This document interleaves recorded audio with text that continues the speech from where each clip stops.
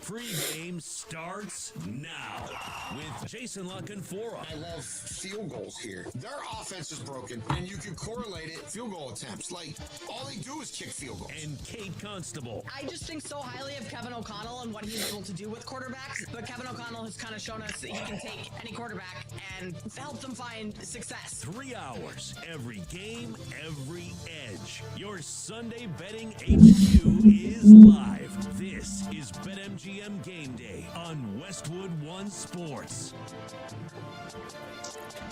We've made it! Week 18! The NFL season is officially upon us. Final week of the regular season. Good morning. Welcome into BetMGM Game Day here on Westwood One Sports. He is Jason LaConfora. I am Kate Constable. Here with you for the next 3 hours. We're going to take you through every game on the slate. A lot of these games don't have many implications that matter in terms of what's going on in the playoffs, but there are a few that matter a whole lot, Jason. And the games we saw last night, yesterday, we had a two-game Saturday slate. Those mattered a whole bit. Carolina, Tampa Bay, we had Seattle and San Francisco as the nightcap. Did you have anything in either of those games, Jason, that you were sweating out? A lot. I had the over in both, so that there wasn't much to sweat there. That was cooked. Yep. I needed Kittle to step one more yard on that ball he caught in the fourth quarter. I needed him to take one more step before he went out of bounds, get me another yard for a longest reception prop that did not hit. I needed Brock Purdy to show he could play NFL football without Trent Williams against a real defense. He did it the week before against a fraud defense, but that wasn't in the cards. Yeah, I mean, look, defense reigned. Obviously, the rain itself had a big impact on the early game. Weird calls, the NFL inserting itself into certain officiating situations, letting other fairly egregious mistakes go. It's becoming increasingly clear. I think we talked about this a few weeks back, and this really didn't affect my bets in a negative way at all. It's just sort of unsightly. The way these officials, certain things are allowed to, we're going to let that go. Big Brother intervenes. Other times, they now clearly have the officiating experts on, on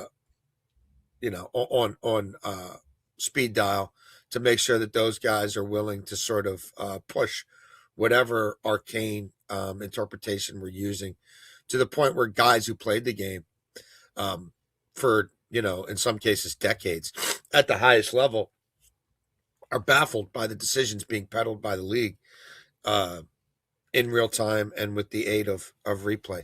So that's not going away. I do think the Panthers were hard done by some officiating decisions. They also didn't help themselves. Some of the play calling was pretty inane.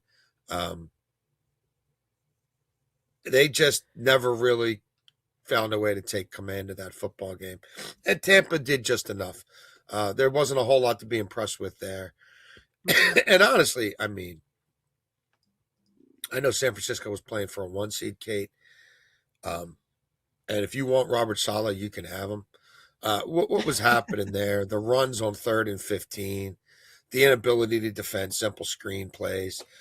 Sam Darnold getting all comfy cozy back there and in what's usually a spot where he lets people down, him not to really be put under duress, Robert Saleh not to have a blitz, in his repertoire that could do much. I mean, injuries, everybody's got injuries. I don't, the San Francisco defense is pretty shameful. It really is. And the score doesn't really tell the story of how basically every drive Seattle bossed the situation. They clearly were the driver, and that San Francisco defense was grabbed onto the bumper of that car, and they were being dragged up and down that field. And sometimes they swung around and got themselves in front of the wheel and were a little bit of a speed bump in the red zone, or sometimes a call just didn't go Seattle's way or whatever, or sometimes Clint Kubiak lost the plot in the red zone. But San Francisco had no answers defensively to the run game or the pass game all day long. And Seattle was able to eviscerate them without taking the kind of deep shots that they would normally take, because either running back could kill them running or throwing. There was a first down of the tight end whenever you needed it. Smith and Jigba was there for a big catch whenever you needed it.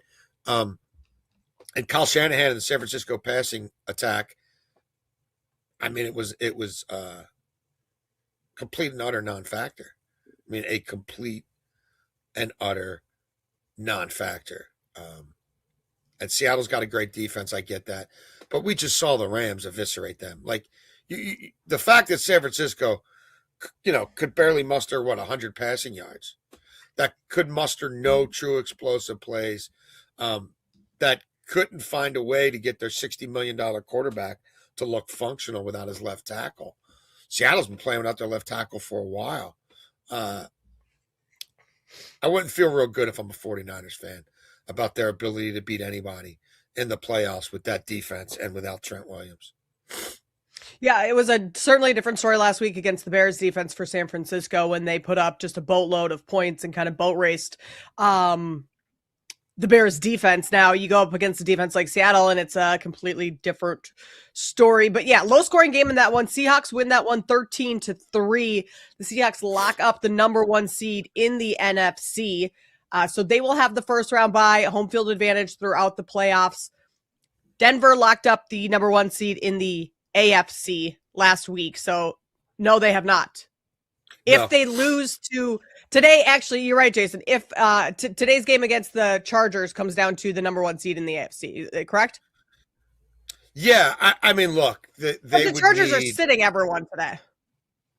Well, no, they need the Chiefs to beat the Broncos. If the Broncos beat the Chiefs, then Denver can lock up the 1 seed. But if there's an upset there, then New England is still alive. All right. So we got some things to work out in the AFC here. Yesterday's game against the Bucks and Panthers. So Bucks win 16-14. That keeps them alive, at least for now. The Bucks are rooting hard for the Saints today, because if the Saints beat the Falcons, that means Tampa Bay is in the playoff. The Panthers have been bounced. Goes the other way. Falcons beat the Saints. Carolina, Bryce Young make the playoffs for the first time in Bryce Young's career. So plenty of implications, outcomes coming your way this afternoon for a couple playoff spots. There's also a couple seeding. If the Bears win today against the Lions, they lock up the number 2 seed. If the Eagles win, things shift around in the NFC. So we are still waiting on a little bit there. But we're going to go through every game here on the slate and give you bets, props, and just our thoughts on all of those as week 18 unfolds. I mean, Jason, let's just start off with Colts and Texans. Texans still have a chance at the AFC South. A win and a Jaguars loss would make Houston the division champs. I mean, we don't have Phillip Rivers going today for the Colts. Any chance that Indianapolis can pull this one out with Riley Leonard as their quarterback today? Texans 10.5-point favorites, totals 39. Yeah, look, I think this sets up pretty nicely for the two favorites in this division. So my suspicion is, and I mean, again, Jacksonville's favored by 2 touchdowns here, is that both those teams take care of business. They're both going to know what they have to play for. There will be scoreboard watching. The league, for competitive balance reasons, schedules these games in the same window when, basically whenever possible. For situations just like this. Yeah, Riley Leonard, I saw him play in the preseason here in Baltimore. I mean, he's athletic. He certainly will give them an element of, the legs being in play for the quarterback in a way that it just never was going to be with Phillip Rivers. But, I mean, Phillip Rivers' acuity mentally, his ability to process, his ability to not only process, but predetermine what's real, what's a shell game, what they're trying to fool me into. There's just a level of mental acumen that Riley Leonard's not going to have. Riley Leonard hasn't seen much before. And unfortunately for Riley Leonard, he's going against what might be the best defense in the NFL right now. So yeah, look, and then they need help from Tennessee, and Cam Ward's playing good ball now. And Cam Ward's got basically 3 weeks now where he's thrown at least 2 passing touchdowns, and he is clearly developing. But Jacksonville's playing really good ball right now, and Trevor Lawrence is finding a way to get in the end zone 3 times a game, whether through the air or with his legs. And Jacksonville's defense has been incredibly opportunistic, and I just don't think Jacksonville's going to lose this game. Maybe they don't cover that huge number, and maybe they don't have to. But I do think they win this game by more than a touchdown, or at least by a touchdown, in which case, that's going to cement the division for them. But I think both those teams are going to be viable coming out of the South in the AFC. And AFC, I mean, both these playoff pictures. And at some point, we'll look at the futures on markets. And I know that there's still some things unsettled here. But there's no 500-pound gorilla, right? There's no, oh, my God, you got to go through this coach, or, oh, my God, you got to go through that quarterback, or, oh, my God, you got to go through that quarterback and that coach. It almost, Jason, it almost feels like it's more like, oh, my that. gosh, you have to go through these defenses versus the offenses this year. It's like you have Yeah, to go you through gotta go Seattle's defense. You have to go through Texans defense. Even the Jags defense is playing well. Yeah, you got to go through this defense or this defensive coordinator or whatever. And yeah, I think you're going to see that reflected in the coaching market. I think you're going to see when these interviews start that the defensive coordinators are going to be, in many cases, as first-timers in way more demand as potential first-time head coaches than you're going to see offensive play callers. That's just the state of the league right now. The playoffs are usually a guide to the coaching market, and I think that's going to hold. But even those defenses, I mean, how many of them have real playoff pedigree? Right. Not a whole lot. Yeah, I mean, Houston, they did some good stuff in the playoffs once. They've also had some issues in the playoffs. Yeah. They beat I guess it was Cleveland more at home offensively with last Flacco, year. right? And they shredded him a couple years back. Then they went to Baltimore. It rained. Lamar Jackson had a slow first half, then pretty much did what he wanted in the second half. But look, I mean, I could make the case for almost anybody who gets in the AFC. I think I'd have a hard time making a case for 42-year-old Aaron Rodgers with that cast around him, which is not particularly gifted. Putting the piano on his back and hiking it up the stairs for 4 straight games. But, I mean, the rest of the bunch, however it shakes out, you might be right. Whichever dart you throw at that dartboard, you might be right. Here are some of these scenarios today that we are looking at. So the 5 through 7 seeds for the wild card, the AFC North and South, they'll all be determined this weekend. So the scenarios here. For the AFC North, Steelers host the Ravens today. Winner gets the North and the 4 seed. Loser goes home. Could that be Aaron Rodgers? Yep. Yes, it potentially could be. He does play for the Steelers. The Texans, correct, currently the number 5 seed. With a win, it will secure at least the 5 seed. Couples with the Jags loss, that would win the South and move the Texans up to the 3 seed. The Jaguars could drop all the way down to the 7 seed if the Chargers and Bills both win. I mean, this is like mad science board. You're trying to find the fugitive board all around here. Everyone going places. Last one, the 5 through 7 seeds can go all sorts of ways, depending on the combinations of wins and losses. But if everyone just wins, if everything stays the same, we don't have to worry about anything. If everyone today just wins, if the teams that are supposed to help me here, Jason, this is Max put in our chat. This is the math girl meme. It is. My brain is like scrambled eggs right now. Well, we basically know who's in at this point in both conferences, except for whoever wins the AFC North. The loser, like you said, that's winner go home. We don't know the exact order yet. And a lot of this is going to be like in the NFC. We don't know the Eagles and Rams order. Like the Eagles are sitting everybody, and we'll get into all these games in depth as we move on. McVay says he's going to play people. I don't think he's going to play people for long. I don't think the teams themselves thinks it matters. If you've got to win 3 straight games and you already know you're going to be on the road all the way through, like, are you trying to jerry rig it in real time? We'd rather play them than them. So let's facilitate this outcome. Like, there's, as you're saying, there's too many other variables at play. Right. The biggest ones to know are, we don't know who's playing who yet, pretty much anywhere. By 4 p.m., we'll have a better idea. The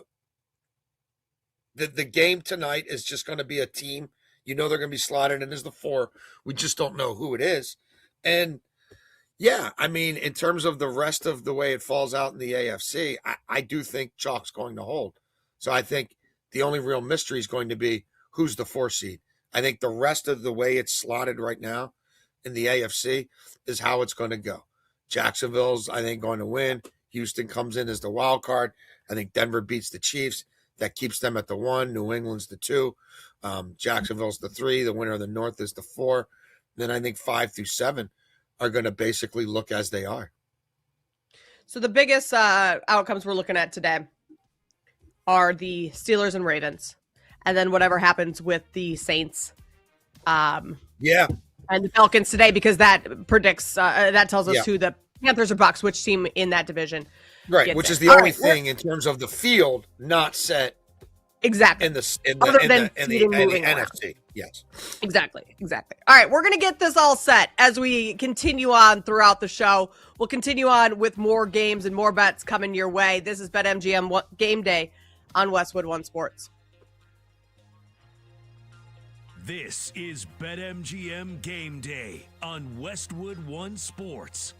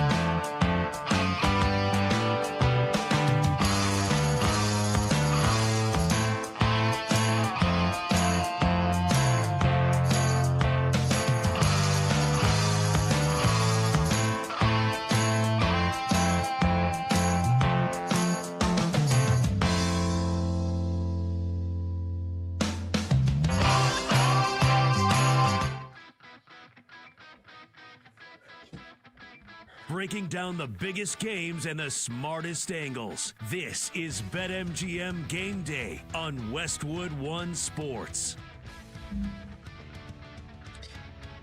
We've made it to the final week of the regular season. Week 18, the playoffs are right around the corner. And we will know by the end of week 18 who's playing who, by the end of today, who's playing who, and where all those games will be played. Jason Lockenfor, Kate Constable here with you on Westwood One Sports. We're going through each and every game on the slate today. We're going to continue on here with the Titans and Jags, and then we will touch on Lions Bears in this segment as well for those in the Chicagoland area. You can catch the show on 670 The Score as well if you are in your car.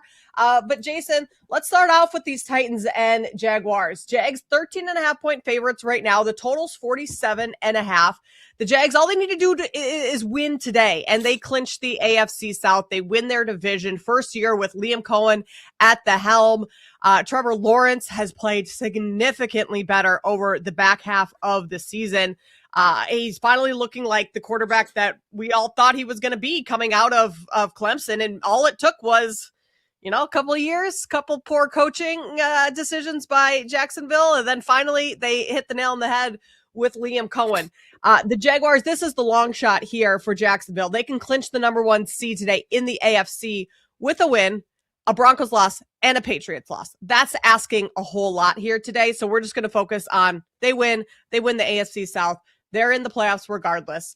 Can the Titans play spoiler? I mean, Cam Ward has been playing well lately, but when these two teams faced off earlier in the season, it was not all that pretty. 25-3 Jacksonville win. Look, I think Tennessee could probably hang around for a while. I could see the Jags being a little tight. This is uncharted territory for them for the most part. I know Lawrence has been in situations like this a few years back with Doug Peterson and the magic carpet ride they were on for one sort of December there. But this is Liam Cohen's first rodeo, and that team has changed quite a bit since then. Their identity has changed. But I think Jacksonville is the better team, and I think Jacksonville is obviously going to win the game. And I couldn't bet Tennessee here. Like, I'm not on Jacksonville to cover the 14, but I've teased it down to 6.5 and played it in some parlays. And honestly, if you made me say, well, what's more likely, they cover or don't cover the big number?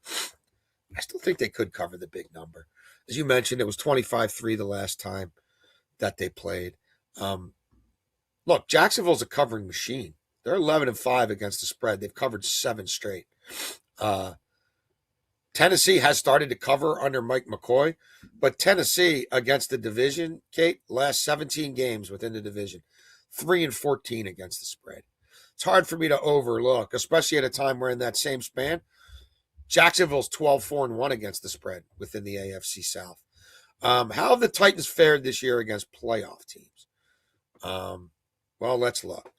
They lost 20-12 to Denver, 33-19 to the Rams, 26-0 to Houston, 31-13 to the Patriots, 27-20 they lost to the Chargers, 16-13 they lost the second time to Houston, 30-24 to Seattle, 25-3 to Jacksonville, as we mentioned, 37-24 lost to San Francisco.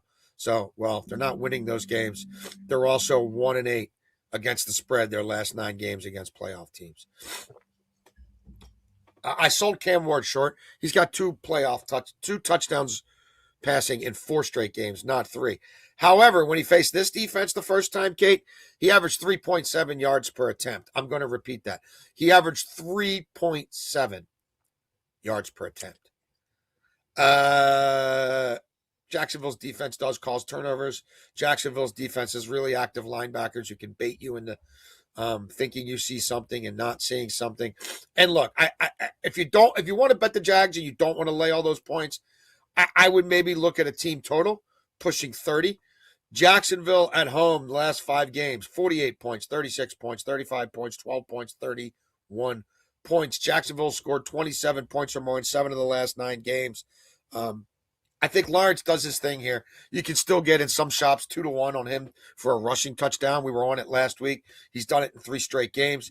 I think he throws for 2 here. He's done it in 5 of the last 6 games. Tennessee's allowed 2 or more passing touchdowns in 8 of the last 10 games. Tennessee's allowed a quarterback to throw for 8.5 yards per attempt or more in game in 8 of the last 10 games. I have Lawrence throwing for 250 with 2 touchdowns. I have Lawrence anytime touchdown. I also think Brenton Strange remains one of the most playable tight ends in the league who nobody talks about. He's got a long reception of 20 yards or more in 6 of the last 7 games. Kate, I am back on that today. I'm also on him to go 40 yards or more total in this game. He's got 39 receiving yards in 4 of the last 6, 26 or more receiving yards in 6 of the last 7. He had 3 catches for 45 yards and a tutty the last time they faced Tennessee. And the Titans have allowed 59 or more receiving yards to tight ends in 4 of the last 5 games. 88 or more receiving yards to tight ends in 3 of the last 4 games. He's getting his explosives with Lawrence. And Washington as a wide receiver is the guy I'd look at.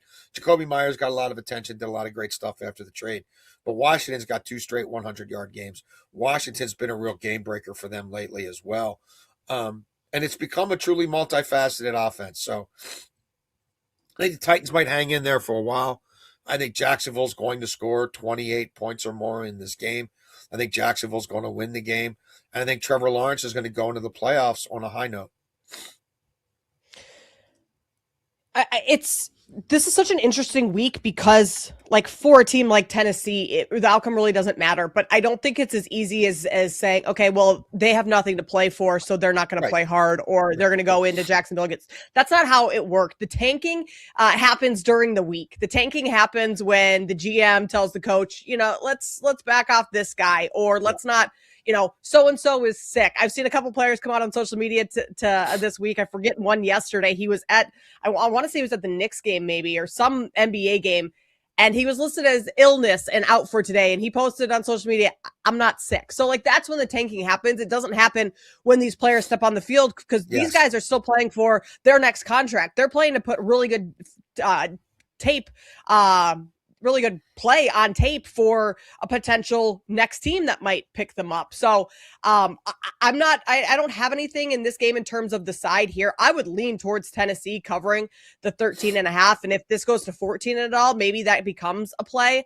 But I like your way of just going props, Jason. I think Tony Pollard is an interesting one because the Jacksonville run defense. What'd you say?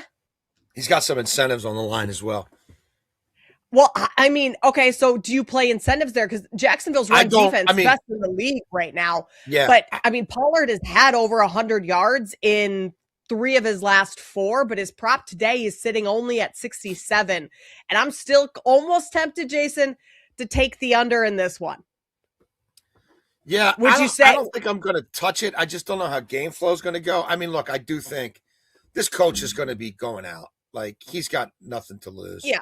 McCoy has done a good work with Cam Ward. It's going to keep him in the league as a quarterback coach, highly paid quarterback coach, or maybe an offensive coordinator somewhere.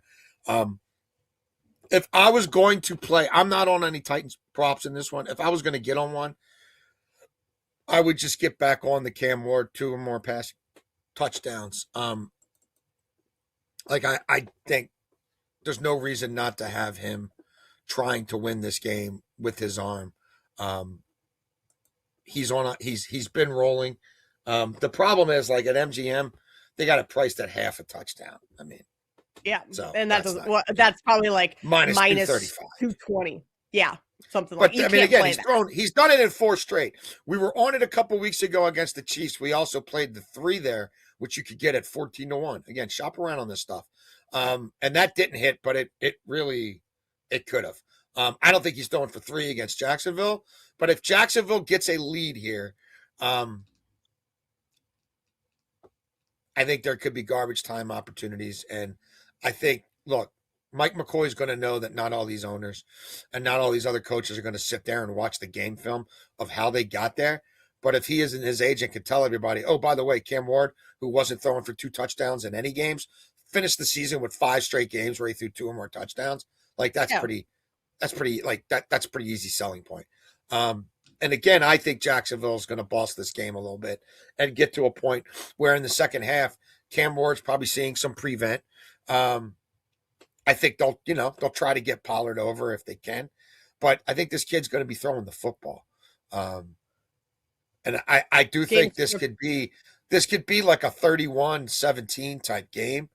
And he's getting, he throws for 1 in the first half and throws for 1, maybe even 2 in the second half. That's sort of how in my head, I paint this game script. Well, one coach that does not need to worry about job security going into next year is Ben Johnson. He's 4th in the odds board right now for Coach of the Year, but you could make a great case that he deserves that award, 11-1. If you like Ben Johnson, Coach of the Year, a little risky jumping into that in Week 18. But the Bears, they have a big game against the Lions today. The Lions are out of the playoffs. This game doesn't matter, but you know that Dan Campbell loves to play spoiler. And the Bears, right now, they're in the 2 seed. They win. They lock up that 2 seed. They lose. They go down to the 3 seed, and you're likely playing the Rams. Now, if they stick with that number 2 seed, they will host the Packers in the first round. So the Bears here, this number has been on the move, Jason. It was 2.5 for a lot of the week, 3 as of yesterday.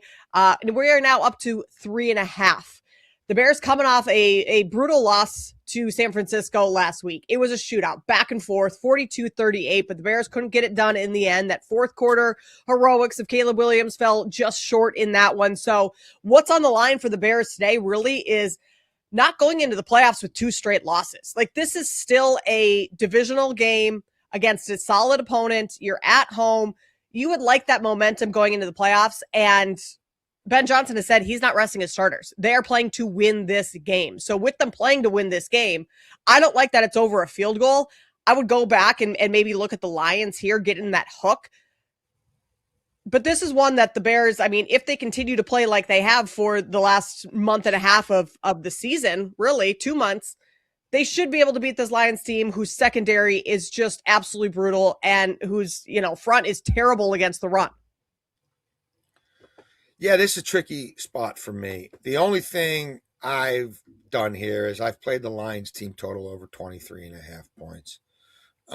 It's not a good defense for Chicago. No. And Dan Campbell's on his first real losing streak since he turned this program around. I mean, they've lost 3 in a row. This is a guy who was an automatic machine covering. He's 1-4 against the spread in the division this year. Chicago's covered 10 of their last 14 games. There's also a push in there. So Chicago's only failed to cover 3 times in the last 14 games. I'm not fading that. I'm not going to get into the final score here. I'm just going to say that Dan Campbell calling plays, which should be for the last time because he's not great at it, is going to treat this like a playoff game, is going to try to score as much as he can whenever he can, because this offense has had a lot of issues lately. Now, they've still scored 24 or more in 8 of their last 10 games. But I think he has, look, they're paying Goff a lot of money. I think he has Goff throwing it all over the place to try to get out of this funk. Gibbs all of a sudden now can't get anything going. I'm not sure they're going to be able to get the run game going, even against Chicago. But I think they're going to be testing them downfield. They're going to want Chicago to have to fight for this. It's probably an over game. The Lions are over 10 times this year. The Lions defense has all kinds of issues, obviously. And look, there's no love lost between these two, I don't think. I don't think they dislike each other, but, this is Ben Johnson worked there. Ben Johnson was a nobody when he got to Detroit. Now Ben Johnson is, like you said, might win the Coach of the Year, and Dan Campbell's attempts to replace Ben Johnson failed miserably. His attempts to replace Aaron Glenn, not great. They're going to have to go back to the drawing board as a coaching staff. So I think Dan Campbell's going to try to match wits with Ben Johnson here, and I think it could lead to a fair amount of points. So I like Detroit over 23.5 points, -120 at BetMGM. Outside of that, I'm not really on anything here. This game, I think, matters more to Dan Campbell than it does to Ben Johnson. Like a win for Dan Campbell kind of is he gets the, well, I shouldn't say last laugh because the Bears are in the playoffs, but I don't think Ben Johnson, if they lose this game, loses to his former coach again. I mean, as long as the Lions don't put up a 50 burger. Here's the thing for Chicago. Caleb Williams, 3,730 yards passing right now. He's 270 away from 4,000 yards passer to become the first Bears quarterback in franchise history to hit that mark. He's averaging on the season 233 per game. His prop right now for passing yards is 226, Jason. Like, it's low, which tells me the books don't think that he's getting there today. I think if he's in reach of this in the second half and the game is still close, I think Ben Johnson tries to get him over this number, because as big of a, Caleb's passing prop is 240.5 today. That's ticked up quite a bit. As much as this is a reflection of like Caleb being an awesome quarterback and having a great year, it's a reflection of Ben Johnson and the work that he's done to make Caleb what he is this season. So I think that's what's everyone's going to be watching this in this game, is if Caleb Williams can hit that 4,000 passer mark. And at 240.5, I'm tempted to go I'm tempted to go over on that one, Jason. I wouldn't go under. Again, do they pull guys in the second half because of what's happening in other games? That kind of thing always gives you a little pause. But trust me, Ben Johnson's aware of it. It would be another little feather in Ben Johnson's cap. And you can attack the Lions downfield right now. I mean, so I wouldn't bet it. I'm not on it. I wouldn't bet against it. All right, Commanders, Eagles. That game matters in terms of seeding for both the Eagles and the Bears. We'll touch on that one next. Plus, Chargers, Broncos coming your way. This is BetMGM Game Day with Kate Constable and Jason Lockenforup. BetMGM Game Day. The action starts here. Westwood One Sports.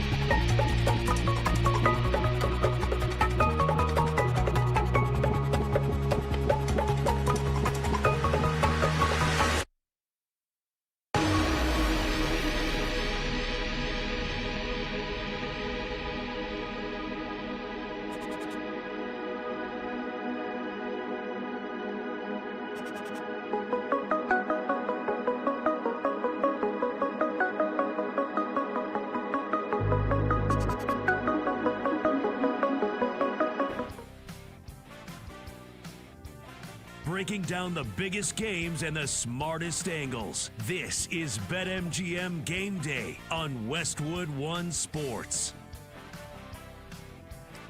Jason Lockenfora, Kate Constable here with you on BetMGM Game Day, Week 18 in the NFL, final week of the regular season. Jason, we have made it. Still have plenty to go in the this year's NFL season, with the playoffs just right around the corner and a lot of teams fighting for playoff positioning today. Only a couple fighting for actual playoff spots, but the positioning within the playoffs is still up for grabs. One of those teams that can move around in the standings in the NFC ever so slightly is the Eagles. They are at home today. They host the Commanders. Eagles 4-point favorites, a low total here of 39.5.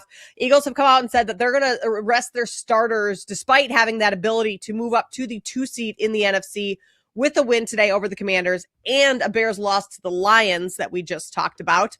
But considering some of their season-long offensive struggles, like, I question whether or not they really should be sitting their starters. I know they did it last year, and that worked out, fairly well for them. But with how many struggles that they've had offensively, it feels like they should at least come into this game trying to build momentum going into the postseason rather than just kind of getting by in this one. Yeah, I don't have a problem. You're like, nah, well, they want, they're trying to defend the Super Bowl, and they're not going to be the 1 seed. They're not going to get next week off. They played, more football or as much football as anybody last year. Obviously, only Kansas City made it as far as they did. They've dealt with a lot of injuries. They've dealt with a lot of drama. And I think they're probably, Sirianni, I'm just trying to avoid any unforced errors here. So I understand it. How much are you going to learn or prove by beating up on a hapless Washington team anyway? They played them a few weeks back. They played probably a C-plus game. Dispatched of them. Still beat them by 11 in that one. Yeah. Washington, I too. don't know. Washington's won 1 of their last 11. They're playing Josh Johnson at quarterback. Washington's covered twice in their last 11 road games. I'm still not back in Washington here. I don't care. Philadelphia played their practice squad. There's not a whole lot to this game for me. Honestly. And Sirianni deals with a lot of stuff, and some of it is self-inflicted. But he's the 5th head coach in NFL history to reach the playoffs each of his first 5 seasons. That's strikes me as kind of significant. I do like this kid McKay. I think their backup quarterback is legit. I think he's a future starter somewhere. Maybe in Philly. I don't know. Plus 115 for him to throw 2 passing touchdowns today. That it interests me. It hasn't interested me enough to put money on it yet, but it's at least something I've circled in this game that is potential for me to play between now and kickoff. I could see this being a pretty pitiful showing from Washington. I really could. I don't think Dan Quinn's a very good head coach. I don't think Cliff Kingsbury's any good, and they're going to run him out. Watch. It's been a completely lost season. They haven't developed any young individual talent of really, and to any degree. It's been a real comeuppance for them, and it's not just injuries. It was a crap off season. I think there's a lot of people right now feeling pretty uncomfortable in Washington, and I don't know if it's going to manifest itself in this, win one for the Gipper. Let's try not to go out on a bad note. I honestly think they could get spanked here by Philadelphia's C team. I do. Again, I'm not going there. There's a lot I'm avoiding this week, and this game is so far on my do not play list. Again, maybe I get home on McKee doing a little bit of damage here, but I just have a feeling this 3 hours of football is not going to make anybody feel any better about the state of the Washington Commanders franchise. This is now a franchise hasn't been to the playoffs in back-to-back years since 91, 92. I mean, I mean, what a drop off from last season. I know injuries derailed a lot of that with Jaden Daniels, but think back to last season, Jason, and we were talking about how Jaden Daniels should have been the number one pick in the draft, that Caleb Williams was going to be a bust. And now here we are, flip flop. The Bears are in great position in the playoffs, and the Commanders are going to be watching from the comfort of their own couches. So a lot can change in just a year, but I'm with you. I don't think the Commanders do a whole lot today. I would look at an under in this game. 39. I mean, the under is already extremely low, 39 right now, but I don't see Washington, to your point of their offense struggling, doing enough to really push this game past that total whatsoever. If you are the Eagles, and I know a little bit of this is out of their control based on what happens in Chicago today, but like, would you prefer to play the Packers or the Rams in the first round? Well, look, they've had great success against the Rams, and the Rams having to go to Philadelphia, especially with the specter of weather, weather was a huge factor. Not in their early season game this year, but certainly in their playoff game last year. Like, does that give them some sort of, additional mental fortitude, knowing we seem to have their number? I mean, obviously the version of the Packers we're seeing in December is not the same as maybe what we saw in November, for sure. I don't really know. Like, they're going to get either one at home. I don't know that Sirianni's sitting there spending a whole lot of time, mapping out these different permutations of what it could be or what it couldn't be. I don't think they really care that much. Like, they're going to have to beat a wild card team and then, a division winner or two to get in the playoffs. That's the way the deck is stacked this year. I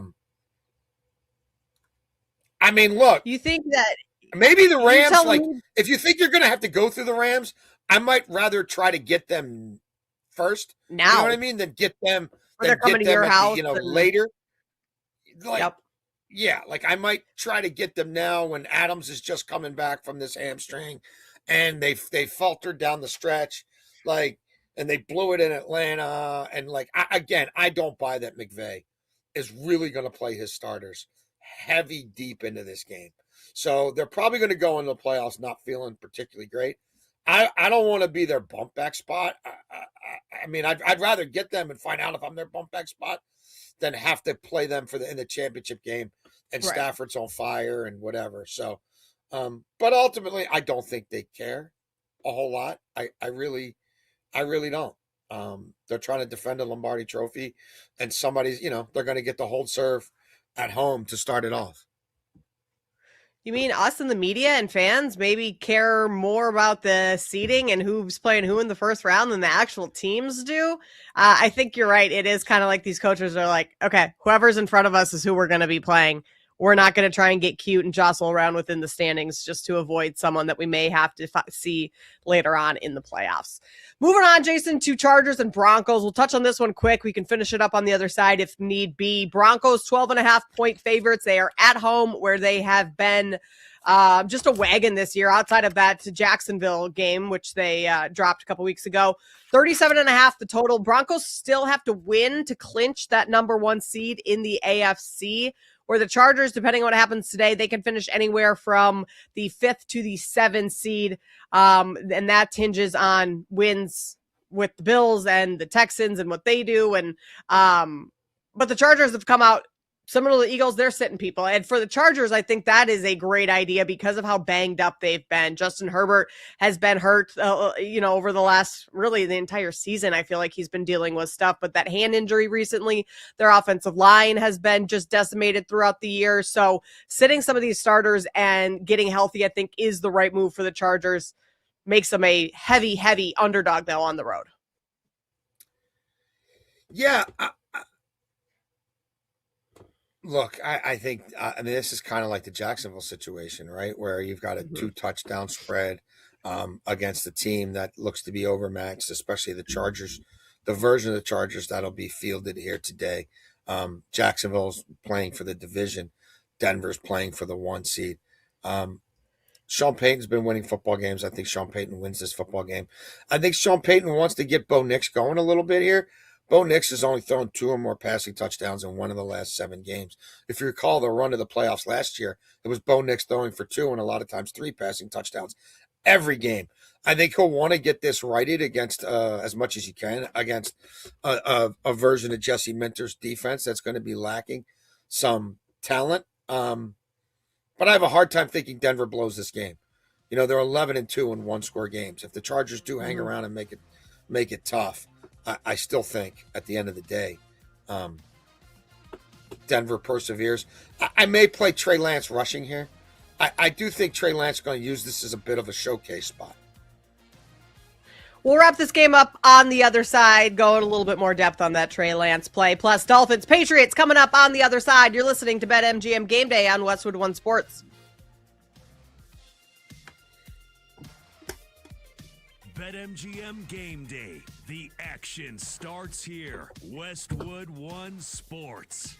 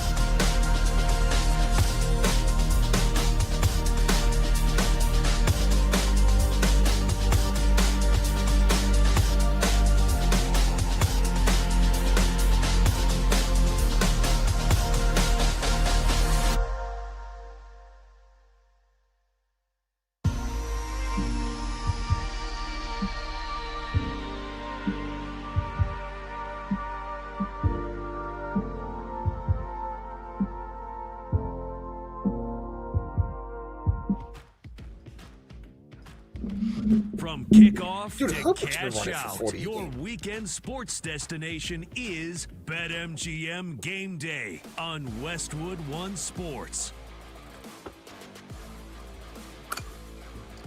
Jason Lockenfor, Kate Constable here with you on BetMGM Game Day. It's week 18 in the NFL, and we have some bets for you running through each and every game on the slate today. The books are a little bit quieter today in terms of props because, well, Jason, like we've mentioned throughout the show, a lot of these games don't mean anything, which means it's hard to figure out playing time for specific players and how much run everyone's going to get. So the props are a little bit thinner today than we've had throughout the rest of the first 17 weeks of the season, I should say. Obviously, those will go back to normal next week when the playoffs get underway. But we were just finishing up the last segment talking about the Chargers and Broncos, and you had a play that you liked in that game with Trey Lance using his legs a little bit for LA this afternoon. Yeah, I mean, look, Justin Herbert's legs have been a superpower for this Chargers team as they've gone down the stretch and stayed afloat with a banged-up offensive line without their top two tackles. And that's Trey Lance's superpower. It's a Greg Roman schemed offense. This is Greg Roman who, was with Harbaugh, with Kaepernick, was with Harbaugh's brother for the start of the first 4 years of Lamar Jackson's career. I just don't see scenarios where they don't lean into that. And I think you can get some explosives on the ground as well. So, I like 40 and above Trey Lance rushing in alt markets. You can get, 2-1 on your money. If you look around there, I also think Trey Lance to have a long rush over 15 yards. This has been, I played Herbert long rush and Herbert, over 30 rushing yards against Houston last week. And that's against a really good defense with everything on the line. I think these are fundamental principles of the Chargers offense. And this is a quarterback who's trying to reclaim his career. And he's got a unique spot here at a time where there's a lot of teams that need quarterbacks in this league. And I'm not sure this is a great quarterback draft. And our quarterback's going to go 1-1. So that takes one right off the board before anybody other than the Raiders gets him.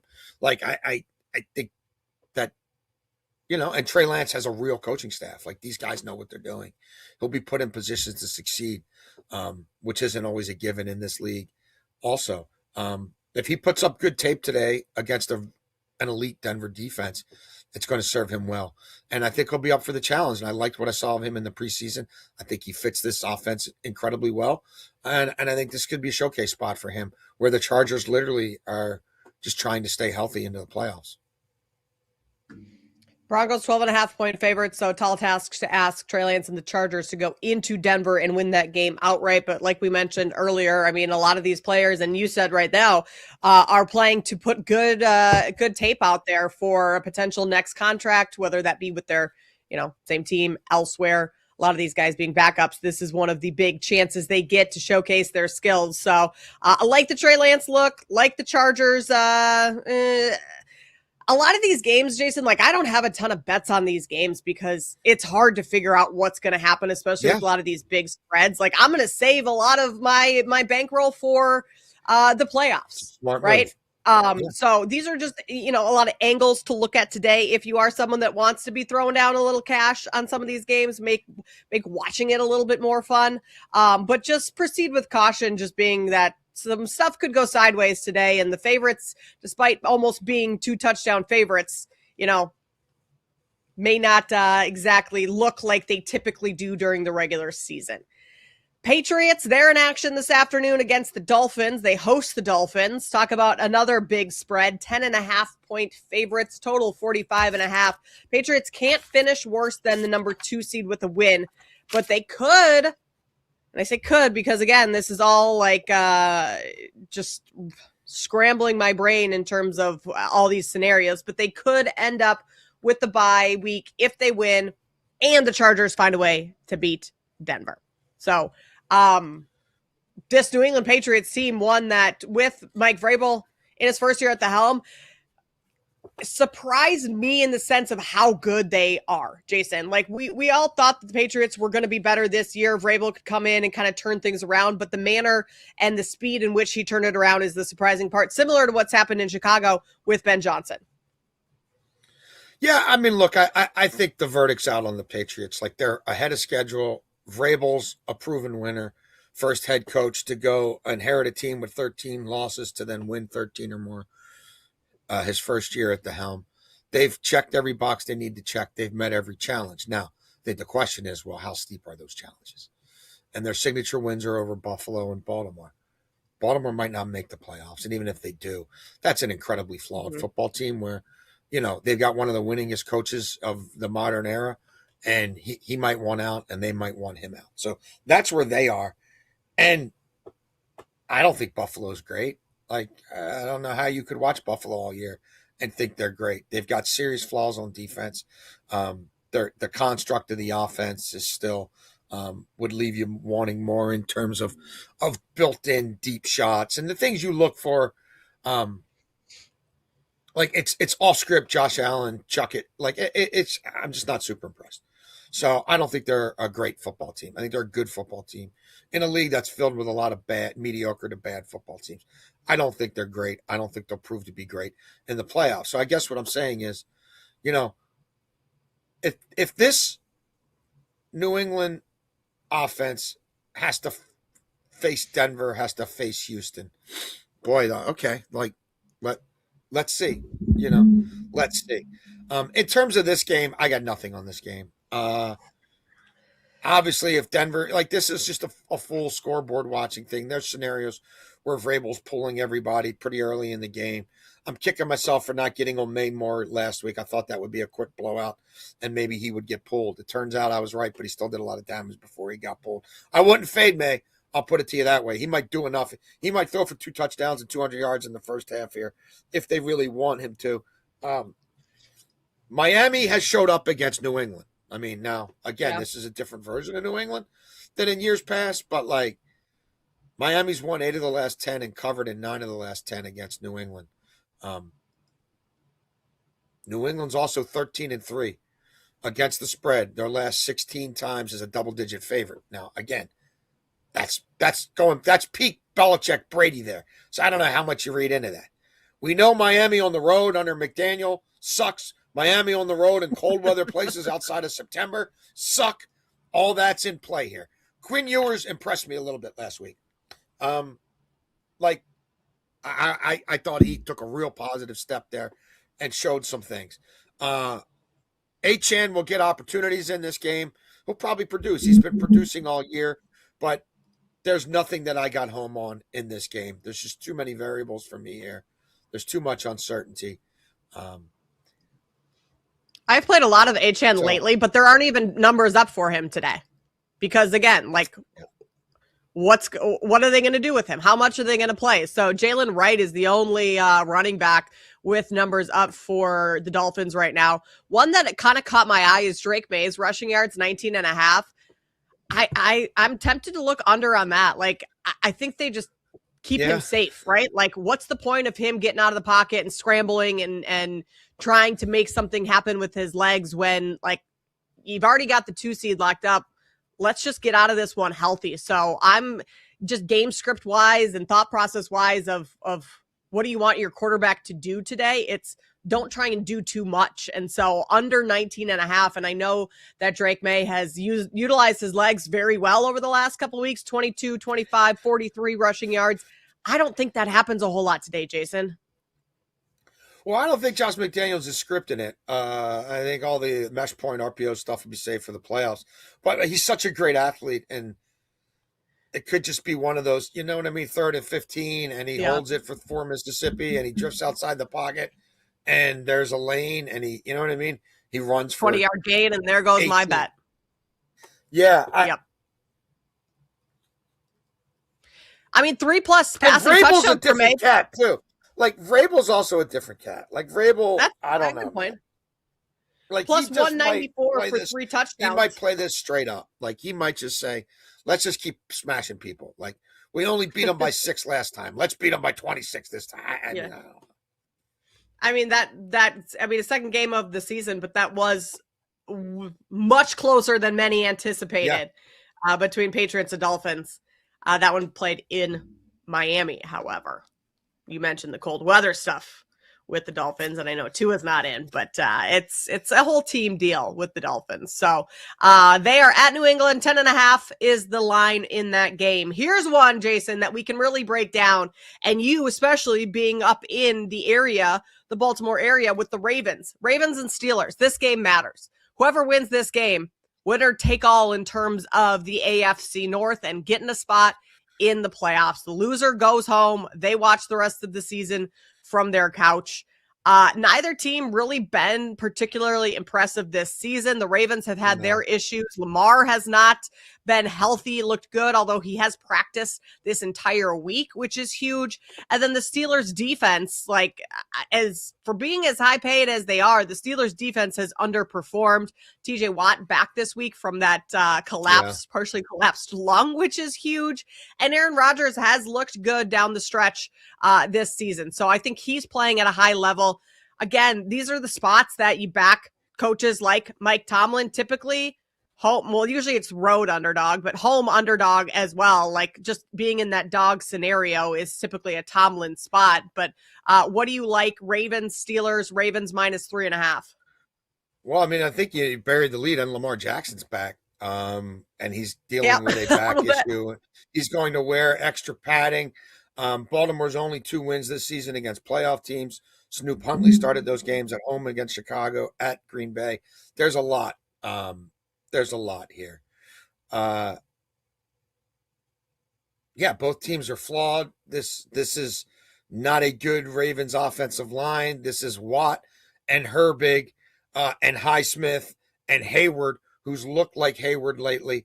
Plus, they got Derek Harmon back a few weeks ago, and he's a difference maker, stuffing the run and getting you see Hayward affect the pass game from the interior much more when he's paired with Harmon. So, yeah, this is interesting. Look, the Ravens are 6-10 against the spread. They've been among the worst teams in football in that regard, and so that's always going to factor into my equation. Pittsburgh's won 9 of the last 12 meetings between these teams, including the playoffs. Tomlin's 22-17 against Harbaugh. Those games have been almost half of them.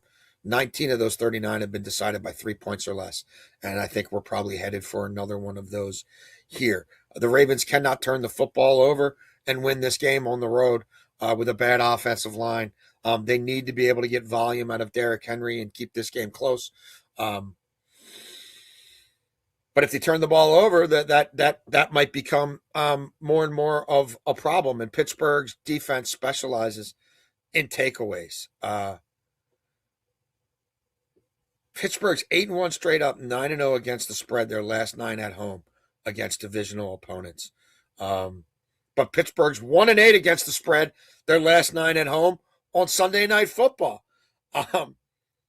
Baltimore's a 9-2 straight up, 9-2 against the spread, their last 11 primetime games on the road. But a lot of that was peak Lamar. And we could talk about a lot of trends this year. Lamar doesn't lose to the NFC. Lamar doesn't lose in prime time at home. Yeah, all that stuff's happened in droves this year. So I don't know how much the historical stuff will hold. I lean Baltimore money line. I don't love it, and I haven't played it. But if you made me play a side here, I would go that way. I think Derrick Henry gets the ball put in his hands 20 times. Like, I don't think that Todd Monken would want to make that mistake again. He just made it a couple weeks ago. Then they ran him 36 times in Lambeau. And if you look historically at the 18 times in the regular season Derrick Henry has run 30 or more times, he's come back 75% of the time and run at least 20 times the next week. Like, it hasn't been a problem. Tennessee didn't have a problem doing it. I know he's 32 now. I don't think it will matter. You can go to some shops and pair Derrick Henry anytime touchdown with Derrick Henry 20 or more rushes. I've done that. Derrick Henry long rush, one of your blasts from the past, Kate, 20 yards or more. Oh, yeah. I've done that. I think Kenneth Gainwell's got a shot to see 12 or more targets in this game. I like Gainwell 5 or more receptions plus 30 or more receiving yards as a parlay. I've also played Gainwell a little bit of a ladder. Gainwell 6 or more receptions. Gainwell 7 or more receptions. That's very much in play here, and that's a great way to attack Roquan Smith and a bad Ravens linebacking core in coverage. Aaron Rodgers loved throwing to the running backs. I like Jalen Warren, long reception, over 7.5 yards. He took a screen pass 45 yards to the house against these guys a couple weeks ago. Aaron Rodgers was horrible last week. Will he be horrible 2 weeks in a row? If he keeps throwing to his broken down wide receivers, he will be. 8 of 22 throwing to wide receivers last week. No Darnell Washington. All the more reason to get Warren and Gainwell on the field at the same time. Split one out, put one in the slot, put one in the backfield if you don't want to go empty. I think we could see that happen.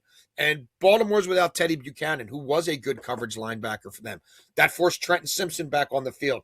Doesn't have great instincts, but liability and coverage. Him next to Roquan Smith with Kyle Hamilton all beat up as the will linebacker. I would think Arthur Smith and Aaron Rodgers would want to attack them with vigor, throwing to running backs. I think Freiermuth could come alive in this game with no Darnell Washington. I lean Baltimore, but not with great conviction. Well, you read my mind on Kenneth Gainwell. I'm on his receiving yards over 29.5. I mean, the targets that he's had recently, 6 or more targets in 5 of his last 7 games, 30 yards or more in 4 of those games as well. So, I mean, whether you want to go the receptions or receiving yards over, I think both of those very much in play. And then you nailed it on the head with the Derrick Henry stuff. Yeah, my favorite play all last season and for a lot of the early part of this season was Derrick Henry over his longest rush. Love that today, but I also like over 17.5 rushing attempts, averaging more than 130 rushing yards per game over the last month, continues to do some damage after contact. So why would they not continue to run him and to utilize him, especially with Lamar Jackson not at full strength? I mean, Baltimore has every incentive to lean on Derrick Henry, one of its most reliable weapons right now. So, I mean, that approach showed up earlier on in the season. 25 carries against Pittsburgh when they played earlier, with stakes even higher. I think that he gets plenty of touches again today. So over 17.5 for Derrick Henry. All right, player incentives. Who has money on the line? We will tell you that next and how you can make some money off of those with some bets coming your way. This is BetMGM Game Day on Westwood One Sports. This is That's a BetMGM handball. Game Day, only on Westwood One Sports.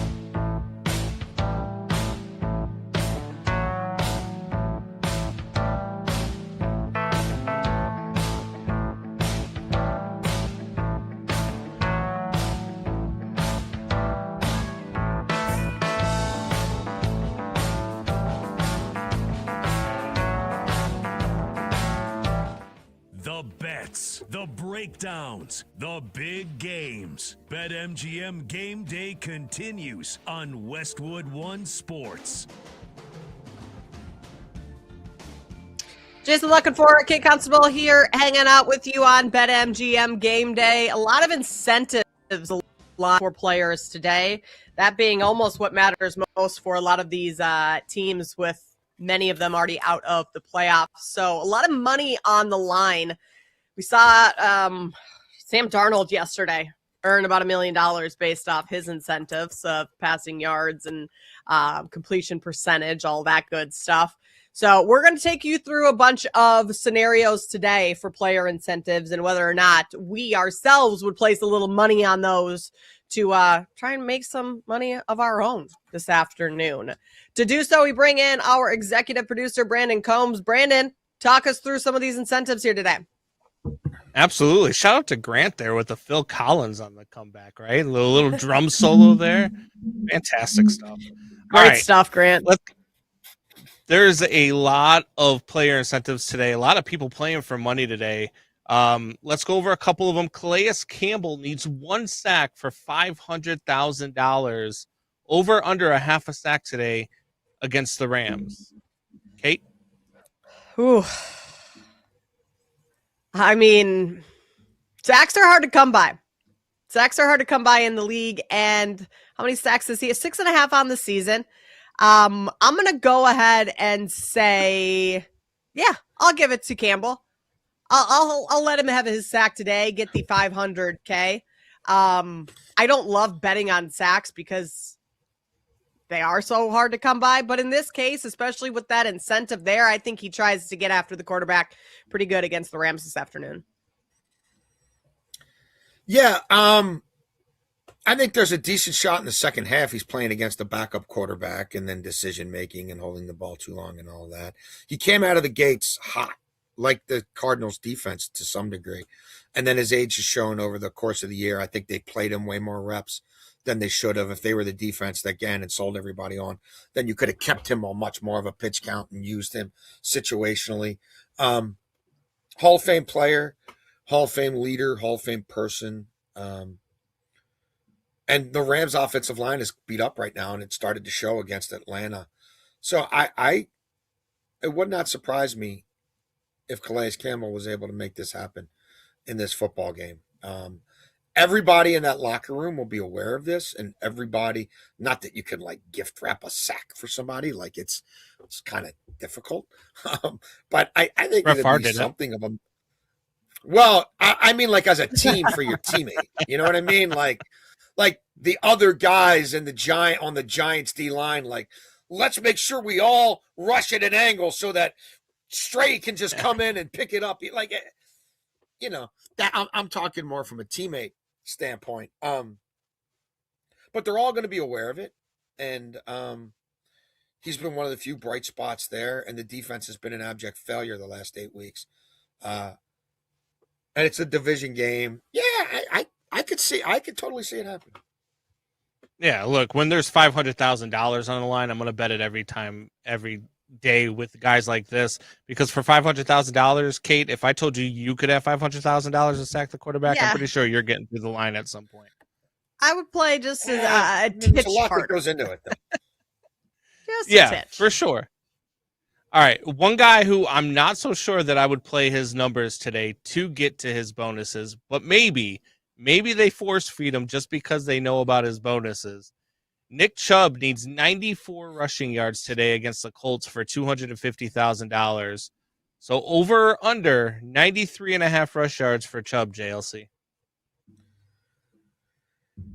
I think that's that might prove to be a big ask. That's a lot. He's not the main guy there. Now maybe the game gets out of hand and they're putting other people in, but I don't think it's Nick Chubb with his injury history. You know, like I think this is about trying to get to the playoffs healthy, and sort of emptying your bench and no, I can't make that play. Yeah, absolutely not. Save your money. Texans are going to save a little money of their own. They're not going to be paying Nick Chubb because he's not getting to this number whatsoever. The most rushing yards he said on the season. Yeah, like it's that's way not, too high. I mean, they've like, Yeah. No, if this was like 47 or 50 something, then it's like, all right, maybe you think they're going to play some cover 2 and you put him in and hey, have a go. Like that's not all that close. That's like 3 games away if you look at him per average this year. His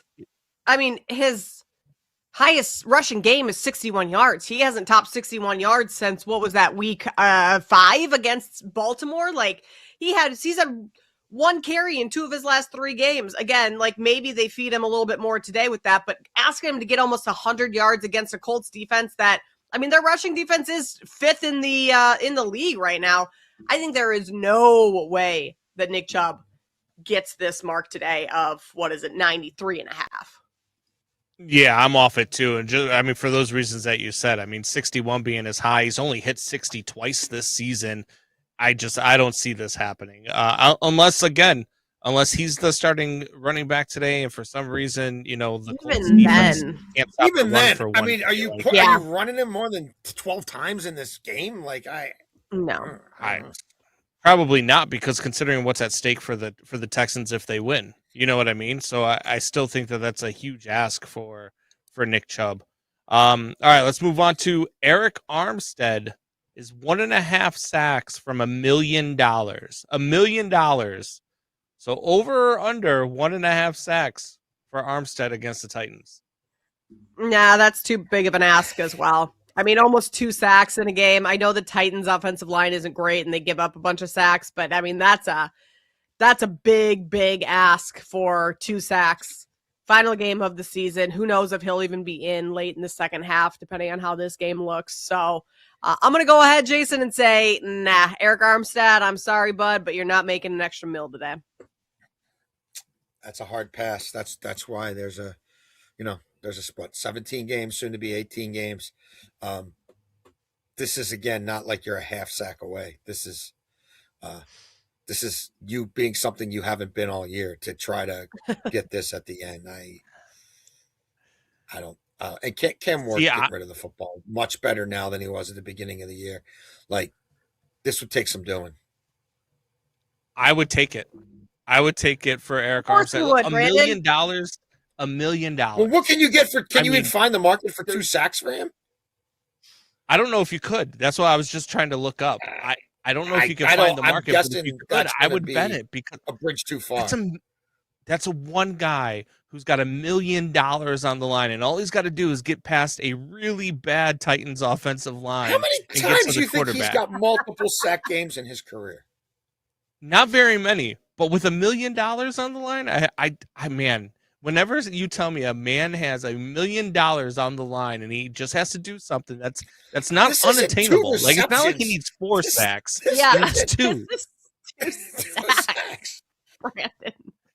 It's 1.5. I mean, you can get a half a sack. He's got 5.5 sacks on the season. Hey, I know.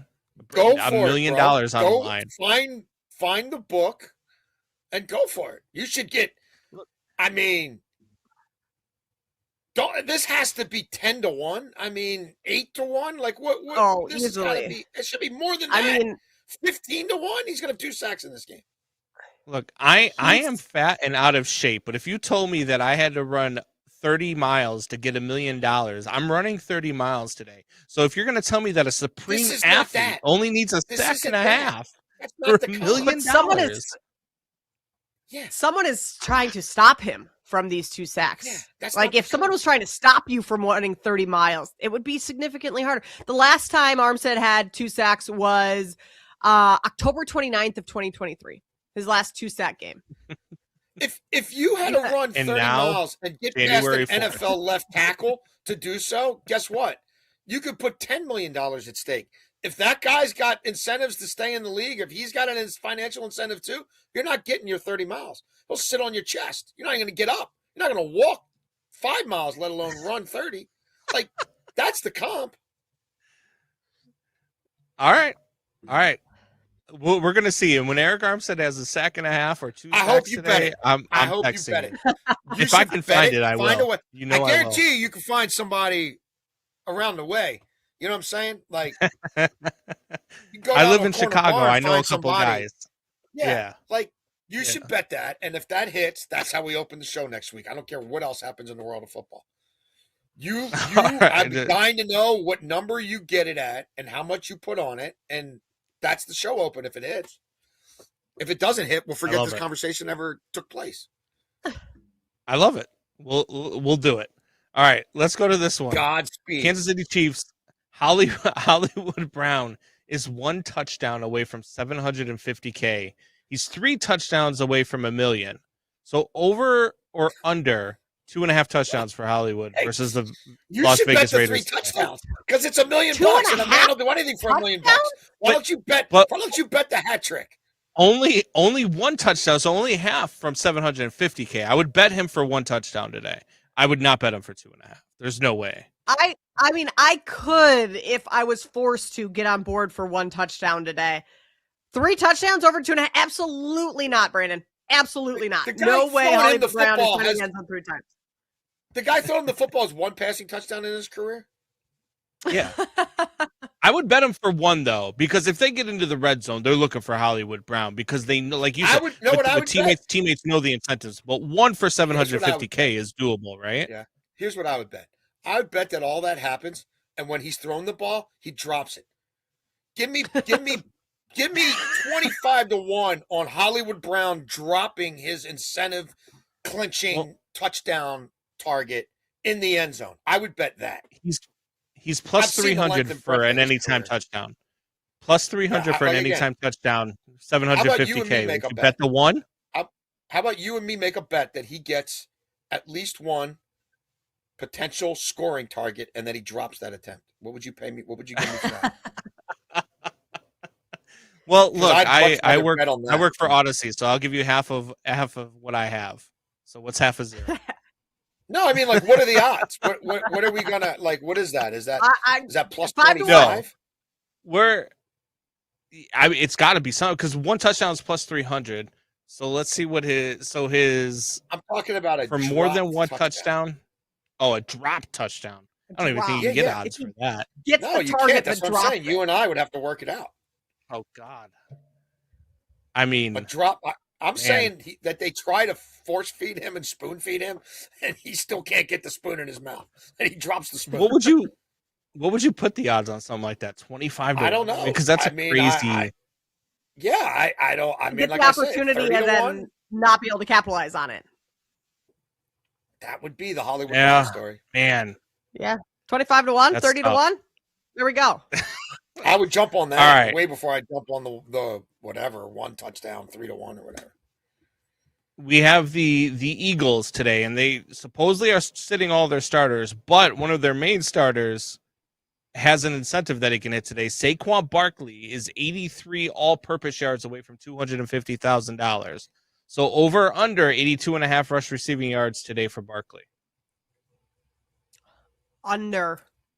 Yeah, he's not hitting this. Yeah. Nor does think last year, week 18 record on the line for Saquon, and the Eagles had him. They're not trying to get him 83 yards so he can have an extra $250K. I think Saquon is good where he's at, and they've already come out and said they're not starting him. I would take unders on Saquon if there's even markets for him today, but certainly not going over 83 yards this afternoon. I'm with Kate. No thanks. Yeah. All right. I'm not even seeing rushing props out for that game. All right. Let's go to because I don't think he's going to play. Let's go to the Washington game. You've got Deebo Samuel needs 93 receiving yards for $450,000, 2 touchdowns for another $250,000. And then Von Miller needs 1 sack for $1 million. So are you over or under on Deebo Samuel? I'm telling you, $1 million for a half a sack. He only needs half a sack. So $1 million for a half a sack. Deebo Samuel, 93 receiving yards, 450, and 2 touchdowns for another $250,000. Are you over or under on any of those? I'm Jason? not getting on. I'm not getting on any of that. Debo 93 yards. Dude, it's Josh Johnson. Like it's a get out of Dodge, I clear know. out your locker. Everybody's stuff in Washington has been in the trash bags for 3 weeks. Like the lockers were clean weeks ago. Like they're just waiting to bring it on home and forget this season ever happened. Like, yeah, Debo had a couple of explosives against Dallas. 93 yards. I mean, even if they tried to force feed that against backups, I don't know that that's happening. That's a lot.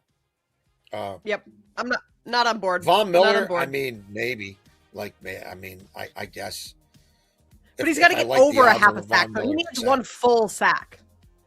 I would prefer to play the Von Miller over the Debo Samuel, Yeah. but may But I'm not Jason gonna or play either. may Brandon have to be out on both of those. All right, coming up on the other side, we're going to go over some of the scenarios today for playoff seeding and where some teams could be shifting around. That coming up next here on BetMGM Game Day.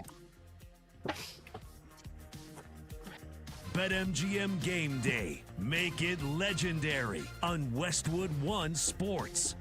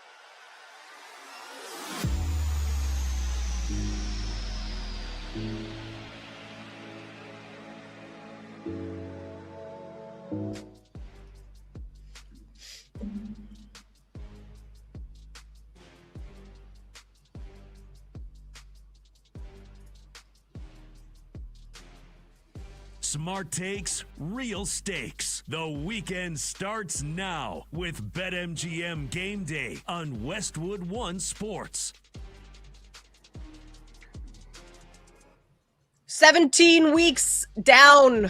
One more day left of the regular season with week 18 upon us. We had two, do we call them good games yesterday? Two games yesterday, I should say. I mean, Bucks and Panthers was gross, both the weather and some of the play in that game, but Bucks win 16-14. And then the nightcap, Seahawks 49ers, that one on paper, I mean, for the number one seed in the NFC, looked like it was going to be an awesome game, and the offense was fairly stagnant for both teams. The 49ers, after putting up 30 plus in a number of games coming into this one, only managed 3 points. Seahawks win 13-3, so they have clinched the number one seed in the NFC and will get the first round bye. Some clinching scenarios this afternoon. The AFC North is still up for grabs. The winner of that game between the Ravens and the Steelers will get a spot in the playoffs, and the loser goes home. That game being played in Pittsburgh this afternoon. The other one, speaking of the Panthers and the Bucks, this game comes down to what happens in the Saints-Falcons game. If the Saints win at home today against the Falcons, the Bucks make the playoffs. If the Saints lose, it is Bryce Young and the Panthers getting their first taste of the playoffs in the Young era in Carolina. So a lot on the line in that game. Unfortunately for the two teams that it actually matters for, they don't exactly have a I don't know, don't exactly have any stake in that game or any opportunity to impact that game, I should say. So Jason, before we run through kind of where teams can settle within the standings after today, this game between Atlanta and the Saints is going to have a lot of eyeballs on it, especially from players from Tampa Bay and Carolina. The line here sitting at Saints minus 3.5 at home. Tyler Shuck has played well over the last month and a half of the season. The Saints as a whole have actually played, I mean, significantly better than they did early on in the season. So Falcons minus 3.5, rather. I'm sorry. This game being played in Atlanta.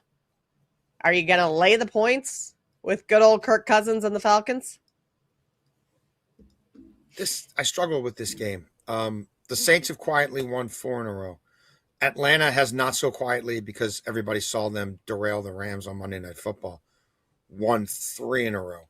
Since the Falcons were eliminated from playoff contention, they've covered 3 straight games.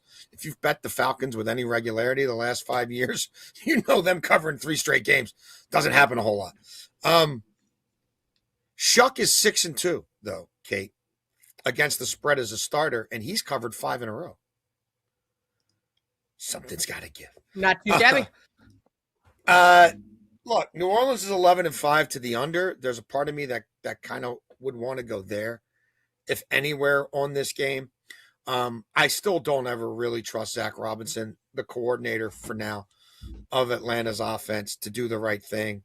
The Saints defense has been really good. I mean, the Saints haven't allowed anybody to throw over 200 yards against them in 7 games. Cam Ward did get the 2 passing touchdowns against them. I wasn't sure that he would, because, again, Saints defense, pass defense, hasn't been given a whole lot up. He did go 21 of 40, so still a low completion percentage. 228 yards, 2 touchdowns. So that's the first time in 8 weeks that somebody had gone over 200 passing yards against them. I mean, there's always that temptation to go for Bijan. Mm-hmm. But the numbers are set really high, and I don't know, man. Like, I don't know. Like, he's got 94 or more scrimmage yards in 7 straight games, but, like, they're setting the scrimmage around 130. And I'm not sure that there's enough on the line for him to just keep getting fed and fed and fed the entire game. I I think the more interesting thing about this game from these two teams' perspectives is where does Atlanta go at the quarterback position? Because Kirk Cousins has won 10 of his last 15 starts with them. And Kirk Cousins That's where I was going to go in this one. He's Is throwing for Kirk 3,600 yards in those starts, Kate, completing 67% of his passes. 26 touchdowns to 11 picks. Obviously, 11 picks is egregious in a 15-game sample size. But, like, he's kind of playing for his future. He wants out of there. I thought, and people I talked to around the league, general managers, personnel directors, thought that he was cooked 5 or 6 weeks ago. He looks much more functional now. Like, does he go out on a high note? Like, he's facing a tough defense. He played him week 12. He was 16 of 23 for 199, 2 touchdowns, an interception. So again, that's where my thought process was in all of this is like Kirk Cousins props. I think he's trying to play for his next contract, play for, getting out of Atlanta in a starting spot somewhere. And there are going to be starting spots available in the NFL after today going into next season. He had 199 yards against the Saints earlier this year. So didn't crack that 200-yard mark that you talked about. His number today is 217.5. I like him over 1.5 passing touchdowns, Jason. You get some plus money on that. I think he can throw 2 touchdowns. And I think you're right that the numbers on Bijan are too high. And maybe you go Bijan like scrimmage yards and Kirk hits him a couple times within the passing game and you get some yardage from Robinson that way. But I think this is a Kirk Cousins game where he just kind of takes over, lets it fly. And maybe you see just a monster performance from him in what could be his final season, his final game in a Falcons uniform. Still plenty of money owed to him. So I don't know how all that logistically works out this offseason, but This is a spot where it's Kirk Cousins or nothing for me. Yeah, he's on my short list. I didn't get home there. I did definitely look at the 2 touchdowns. I looked at the yardage. I don't know that I'm with you. I would go touchdowns over yards.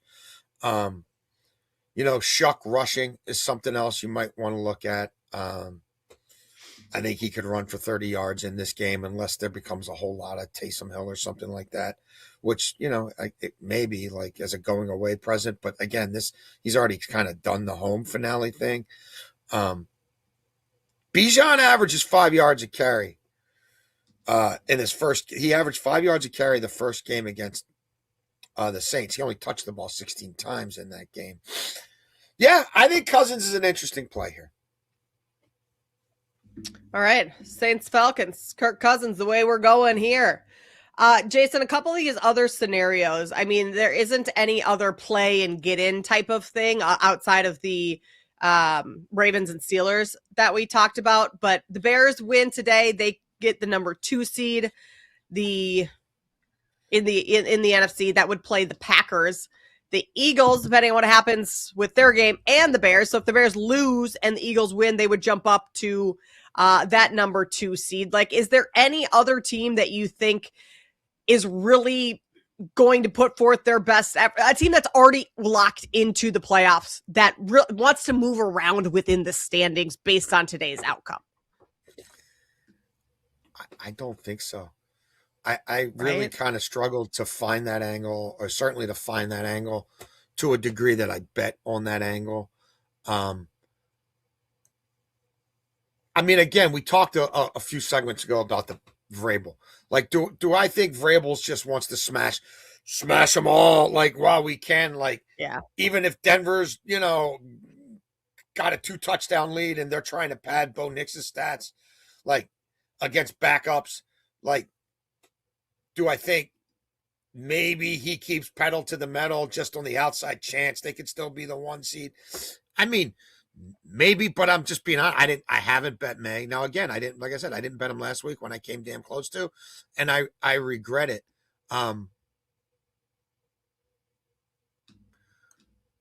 Is there a chance that the Broncos are a little tight? Trey Lance is running sort of all over them, right? And Greg Roman, hybrid college option offense. And then that's got Vrabel saying, I'm just keeping the pedal to the metal. you know, and I'm just gonna smash Miami because I want to smash Miami and Foxborough in the cold. Like, I want to go into the playoffs with a definitive home victory. Like, and in the end, maybe they're still just the, you know what I mean, the 2 seed anyway. Right. But I could kind of see that one, kind of.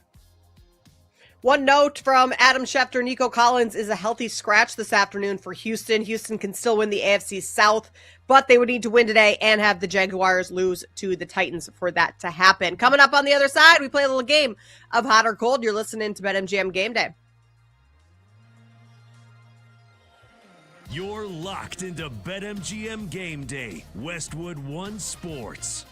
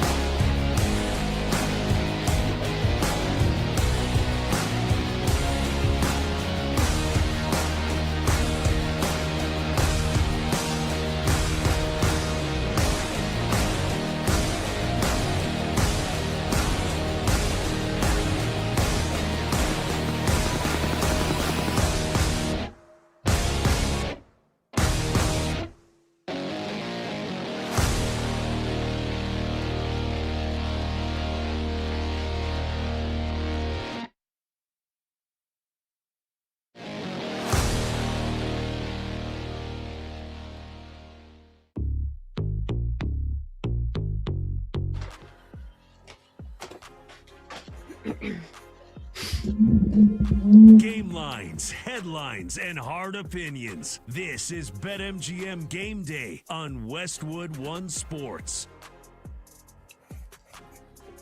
Kay Constable and Jason Lockenfora here with you on Westwood One Sports. We're going through the Week 18 slate, breaking down each of these games from a betting perspective, telling you where we might be putting our money this week. It's a little bit lower volume of bets because, a lot of these games don't really matter a whole lot. It's hard to figure out playing time, how many players or what players are going to actually get their usual snaps, all of that good stuff. And so the bets might be a little bit lower volume than typical, but still have plenty to throw your way. And we will build our show parlay coming up on the other side or in this next segment. We did hit one last week. So we've hit, a couple this season. Hey, we came close to hitting a monster last week. We came close to hitting a monster. We had a 120 to 1 parlay. Yeah, without that pick six, Tanja's first touchdown for the Niners. He had the first Niners touchdown, but it was the second touchdown of the game because of the first offensive touchdown in the game.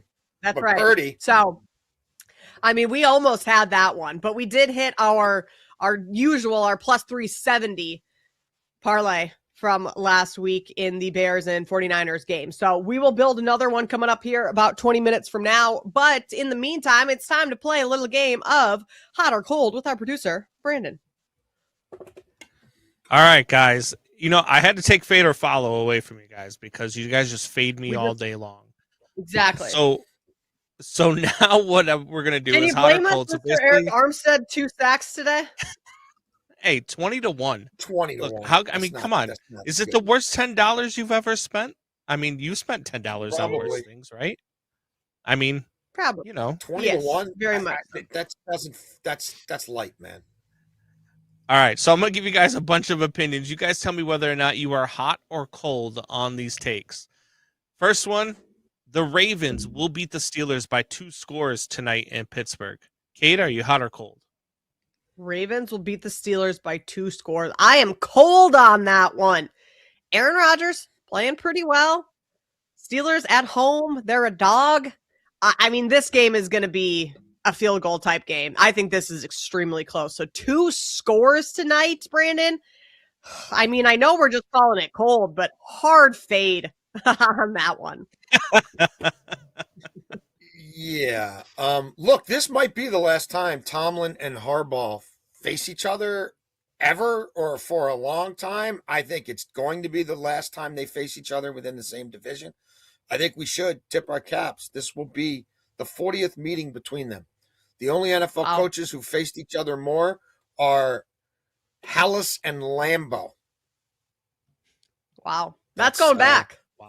49 meetings between them. And half of these, almost half of these have been decided by 3 points or less. Almost all of them have been decided by a score. I don't think Baltimore's defense is good enough to beat a playoff-ish team like Pittsburgh by 2 scores. I don't think that's going to happen. We watched a backup quarterback, who I think should be a starting quarterback, but at this point, a backup quarterback in Malik Willis, do things against them that Brett Favre and Aaron Rodgers never did during their entire Green Bay careers in terms of what he did from an efficiency standpoint, running and throwing the football against the Ravens defense just a couple nights ago. And Rodgers, who isn't good, he's a game manager, but he just carved them up in Baltimore a couple weeks ago. And they hurried him 10 total times on 40-some dropbacks in that game, and they touched him. They touched him once. Ball will come out fast. So, no, I don't think we're getting a blowout here in Pittsburgh. I think this game is close enough that the fans in Pittsburgh will not boo Renegade and chant fire Tomlin in the third quarter. I think we're at least getting one that gives us drama past Renegade.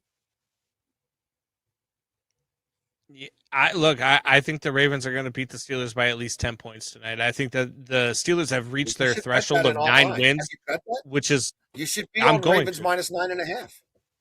What's the line on that? Oh, let me check it out right now. But no, the reason why I think this is because look, they've reached the 9 wins, which is Tomlin's threshold.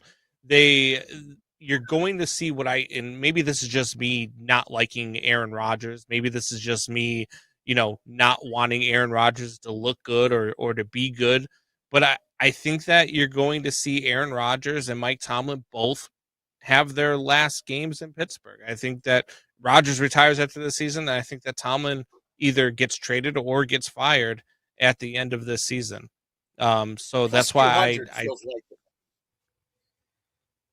What's that? Minus 9.5 at MGM is plus 200. That feels light. feels 200? light. 2 to 1? Plus 200 For them a to divisional go on matchup road to in go a to the playoff game. playoffs? They haven't beaten a playoff team with Lamar Jackson all year. They're going to beat their division rival who's healthy on defense by 10. Yeah. And you're going to get 2 to 1 for that. I'm not playing that. It's just not worth it. Let me see. Let me look at a little. And I'm not sure Tomlin gets fired. I think this is the mutual parting of ways for both of them. Yeah. That'll be the wording. Tomlin won't get put by your. It'll be mutual. I see it plus 200 in 3 different places. So they're all in cahoots on this one. That's a terrible line. Yeah, I agree with you though, Kate. I do think that you get the mutual parting of ways. That's just the way that the Steelers handle business. I mean, that's essentially that's getting fired. It's just a nice way of saying it. So you spare Tomlin a little. Yeah. Yeah, absolutely. All right, let's go to the next one. The chaos that is Week 18 will be subdued because today we get all chalk. Hot or cold, JLC?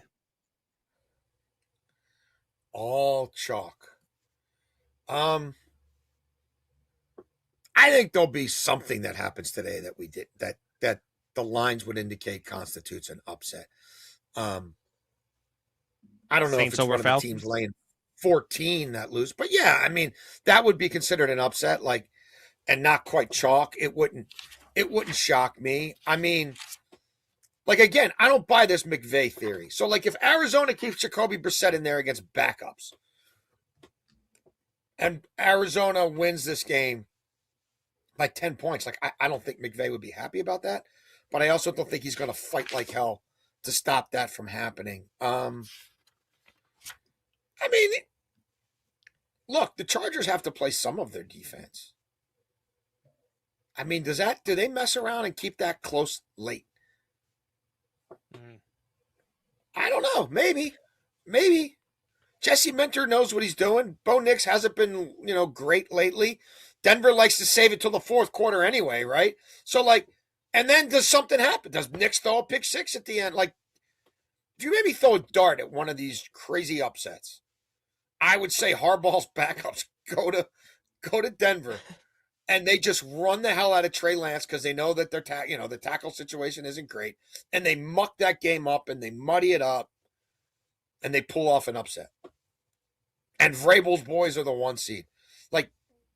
I don't know. Maybe. I don't think we get all chalk today. I think that's what everyone expects because it's this team has nothing to play for. But we talked earlier, a lot of these individual players have a lot to play for. So the tanking has already happened in terms of the weekday tanking. This guy's sitting, this guy's not. I think that we get some upsets today. And to Jason's point, maybe it's not the double digit, the 14-point upsets, but I think we see some craziness this afternoon. Or maybe it is. Yeah. That would be, I would love that. Here's something I gave out on BetMGM tonight, and we'll see what you guys think about this, because now I'm hearing it in a bunch of different places. I actually saw it in a couple different spots, people actually picking this, but I've got the Texans versus the Bears in the Super Bowl this year. Hot or cold, Kate? Cold. I believe in the Texans defense. I do not believe in the Texans offense. I believe in the Bears offense.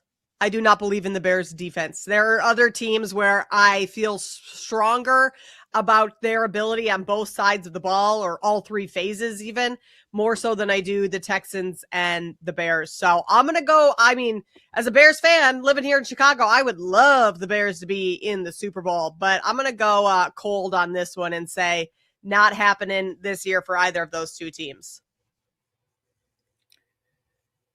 Yeah, and again, I've been a little bit of a Bears skeptic, so that could be my bias coming in.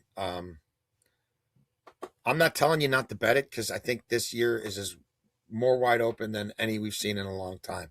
Nobody in either conference is saying there's this absolute, Goliath we have to get past. I mean, yes, the Eagles have a resume that's better in the playoffs than anybody else recently, but this Eagles team has had its share of issues, obviously. So it could happen. I wouldn't go that way. Even as value plays in each conference, I could kind of get there on Houston. Part of me still thinks, I still think it could be the Rams in the NFC. I like the Rams in the NFC. I think they're the best team right now. That could happen. Even if they lose today, and even if McVay doesn't totally stick to his word and they lose kind of ugly today, I think he could use that as a motivating factor as well. I don't hate it, but I'm not gonna bet it. Yeah, I already bet it. 27-1. I really like the Texans. I love their defense. I think that I don't think there's a team. I saw what they did to Buffalo about a month ago, and what they did to that offensive line, what they did to Josh Allen. I don't think there's a team in the AFC that they can't beat just solely with their defense. Like, we've seen teams like this get to Super Bowls with defenses that are so good that they just carry the offense. I think the Texans can be that team. And then in the NFC, look, call me a homer if you want to, but I don't think that there's a team in the NFC that the Bears can't match up with, especially when that team has to come to Chicago. So if you're telling me that I get the Rams in Chicago in blistering cold, I'll take that all day long. You tell me I get any of the NFC West teams in the blistering cold, I'll take that all day long. So for me, that's why I think that the Bears are a good bet to make the Super Bowl. Plus, I just believe in Ben Johnson. I believe in this team. I believe what they've done. So that's why Texans Bears. Hey, 27-1. Fade or follow. That's up to you. No risk it, All no right, biscuit. Next one. Yep. The Giants allowing Joe Shane to pick another coach is dumb. Kate, hot or cold? Hot means I agree with that. Yeah, hot. Yeah. Burning hot. What's happened with the Giants? I mean, look at the coaching history of the New York Giants. We all saw firsthand on what was it, Hard Knocks? I don't know if that was the regular season or the in-season one of Joe Shane and some of the decisions that he has made in New York over the last couple seasons, but I don't think he should be the one picking the next head coach. I think you need someone else to step in and bring a fresh idea, because it has not worked all that well for Shane and company in New York, Jason. Well, I want to quibble with the prompt. I think the prompt probably should be Joe Shane keeping his job is ridiculous, because Joe Shane's not picking this coach. I mean, Mara's picking this coach, and John Mara's not doing great these days from a health standpoint. His son's heavily involved. And then you've also got this other faction, which is Steve Tisch. And from the way I hear it, everybody's kind of doing their own search. And they were really hot on Marcus Freeman. And he said, no, thanks, I'm going to stay. And you're going to have some competing factions. But don't get it twisted. Joe Shane doesn't have final say on this. Joe Shane is just one of the people doing what would be like three sort of concurrent, sniffing around, snooping around, back channel stuff. But ultimately, ownership's going to hire this coach. And Joe Shane's probably going to survive, unless they get stuck on somebody who they really fall in love with, who's like, I'll come there, but Shane's got to go. Yeah. But having Shane tied to this at all, I think is dubious. It's frankly beyond dubious. It's pretty ridiculous. They need a full stop reboot. Once again, it hasn't worked. And really, nothing they've done since Tom Coughlin left the building has worked. And even the stuff that worked for a minute, like year one McAdoo and year one Dable, Didn't really work. Yeah, they're a joke franchise, and it starts with ownership. And the owner's instincts are terrible, and the owner's hiring practices have been terrible. And the owner listens to people like Bill Belichick, and that's how people like Joe Judge, who have no business running an NFL team, got to run one of sort of the original pristine NFL franchises and run it into the ground. Yeah, look, I think that this is the sexiest job on the market, and I think the only reason why it would be muddied up or turn somebody off would be Joe Shane. Like, I mean, you've already got your franchise quarterback, you've got your franchise wide receiver, you've got a guy who's really good at running back, but you also got the draft compensation that where you could draft another one if you needed to, and you could trade a draft pick and get more draft capital moving forward. This is a coach's dream with this job opening, but Joe Shane being there to me makes it ugly. All right, let's move on to this next one. If the Bills don't win the AFC this season, Sean McDermott will be fired. Hot or cold, Jason? You mean fired this offseason? Because he's not going to, he will not have that job into perpetuity. So at some point they will have a mutual parting of the ways or he will be fired. But you're talking about now? Yes. I don't think so. We're getting really close to it. We're getting really close. And I feel like we say this every year that McDermott's on the hot seat, and if the Bills don't make the Super Bowl, he's going to go, and it doesn't happen. So I'm not sure. You know what? I'm gonna switch. I just got a little hot. It just got warm. I'm gonna agree with you. I thought McDermott's not keeping his job. That you just got some breaking news burning a hole in your pocket. Somebody Insider information. No, my body temperature just changed. I went from being I don't cold want to on tell this you take how to do your segment. Yeah, but to hot on this take. Yeah, I think this could be it for McDermott, especially with, once again, like, this is the hot take. No pun intended, but like, this is Josh Allen's year. No Mahomes, no Burrow, potentially no Lamar, at least not peak Lamar. Like, this is your year to do it. If the Bills can't get to the Super Bowl this year, I think it might be time for McDermott and the Bills to mutually part ways. Yeah, look, for all those things that you just said, Kate, right? Because you don't have Andy Reid in the playoffs. You don't have, you don't have to put up with Joe Burrow. You don't have to put up with maybe even Lamar this year in the playoffs. If you can't outcoach Liam Cohen, if you can't, beat the Houston Texans, if you can't beat Denver, like, to me, and you already lost the division to the New England Patriots. So I just think that this is going to be it. And look, Buffalo fans have been clamoring for this for a while. So that's why I think McDermott is out. All right, last one, guys. Monday Night Football for a playoff game is dumb. Kate, hot or cold? Ooh. I mean, I'm confused. What do you mean? Yeah. Cold? Well, I'm fine with a Monday night playoff game. You mean add Monday night to the end of the regular season? There's already a Monday night game for Wild Card Weekend. There's a Monday night game. Oh, you mean in the playoffs? I thought you meant add Monday night window to the end of the regular season if there's a game that could settle the playoffs. Yeah. Cold. I'm fine with that. Give me something to watch it's on Monday night. It's disgusting. Yeah, you're fine with you're fine with teams in the playoffs getting a short week? I'm not. No. I hate it. Oh. I'm good with it. A little adversity for these teams. Everyone needs an extra challenge now and then, right? All right, coming up on the other side, we're going to build our show parlay, see if we can hit another one for the second straight week. That is next on BetMGM Game Day. BetMGM Game Day, your weekend sports authority. Westwood One Sports.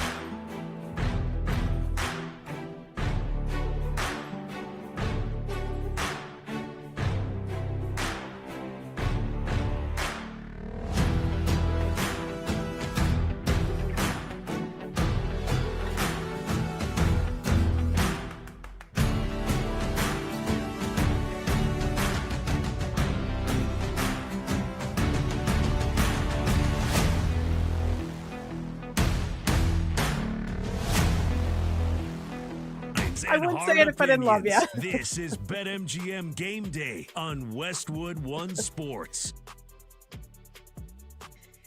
K Constable, Jason Lockenfora here with you on Westwood One Sports. You're listening to BetMGM Game Day. We've talked through every game, most games on the Week 18 slate for today. A lot of these games, implications don't exactly matter, but a couple of them, they very much do. And we are going to build our show parlay, which is something we do each and every week here on the show. In one of the games, that certainly matters, and that is the Baltimore Ravens against the Pittsburgh Steelers. So that coming your way in just a second. 20 minutes from now, we'll wrap up the show with our best bets. We'll tell you where exactly we are putting our money on today's slate. So that coming your way next. But for now, we got to build our show parlay.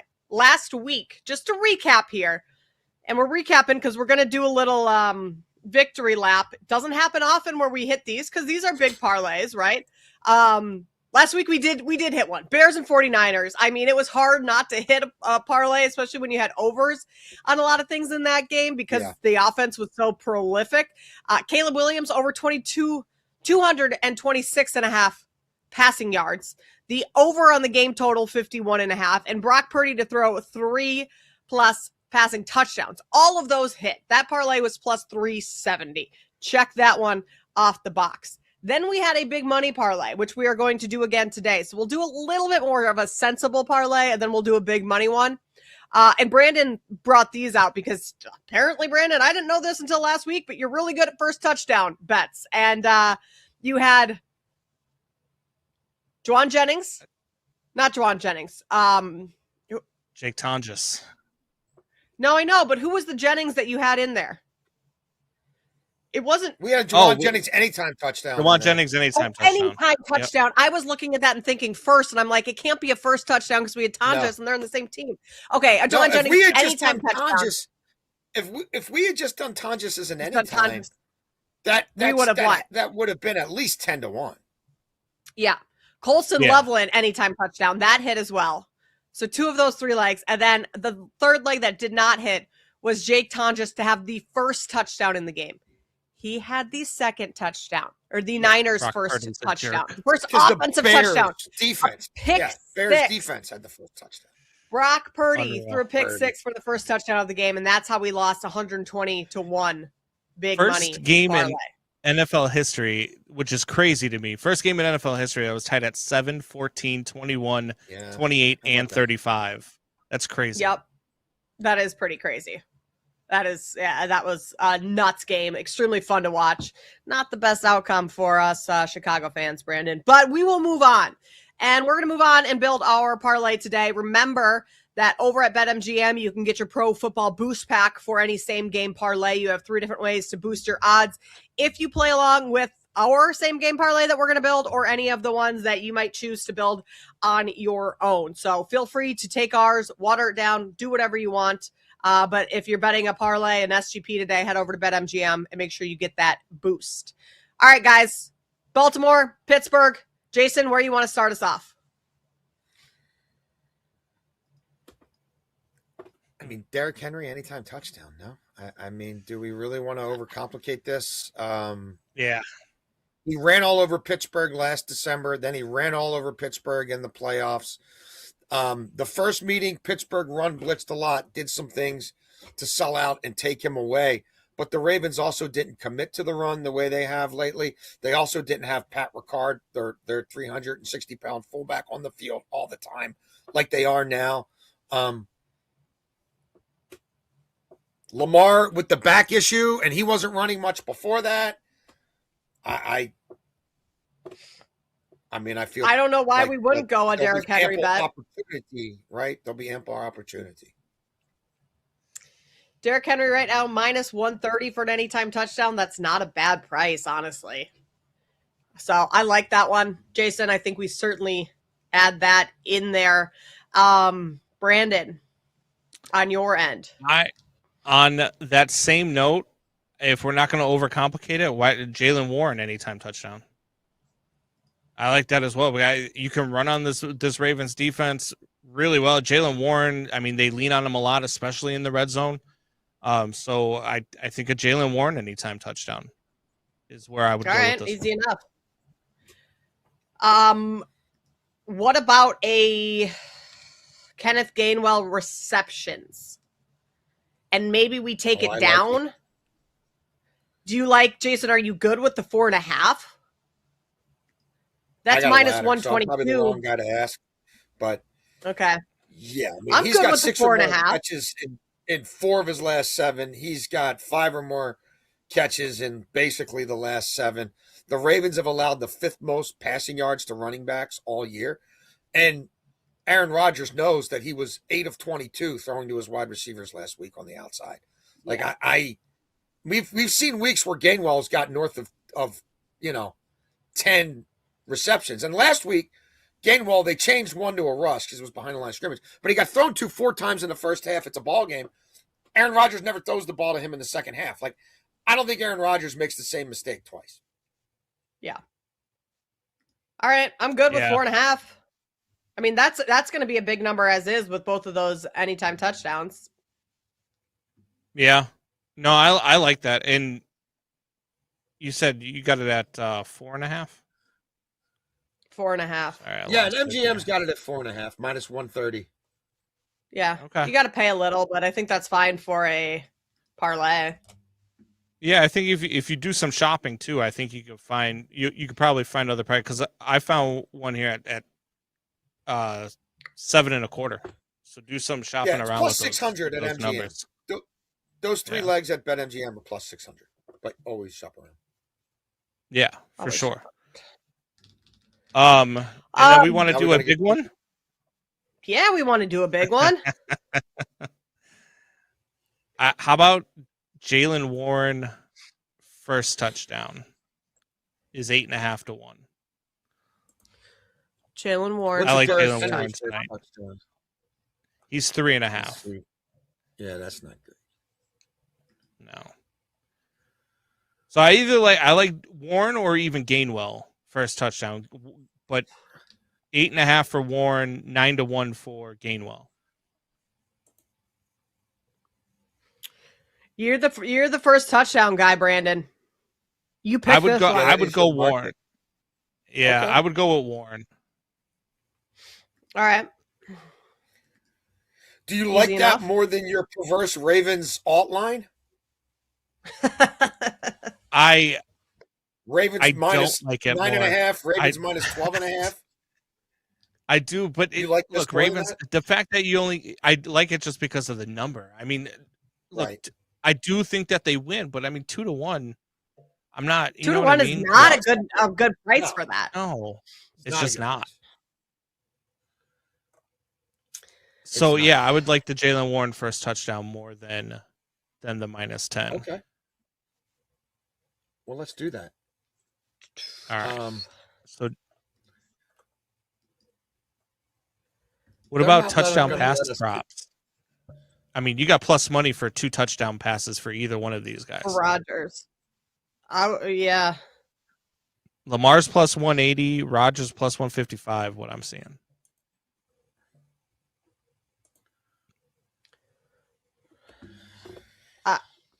I would go Rodgers over Lamar. But with Lamar's back, like, he probably is going to be just sitting back there a little bit more often than he typically is and using his legs. So, like, that might be. But we did just bet rushing touchdowns for both teams. Like, how many touchdowns are going to be scored today? The total's really low. Right. So if we're already confident in the running touchdowns, like, how many passing touchdowns are really going to get home? That would be my concern. You guys like the under today? Because I like the over.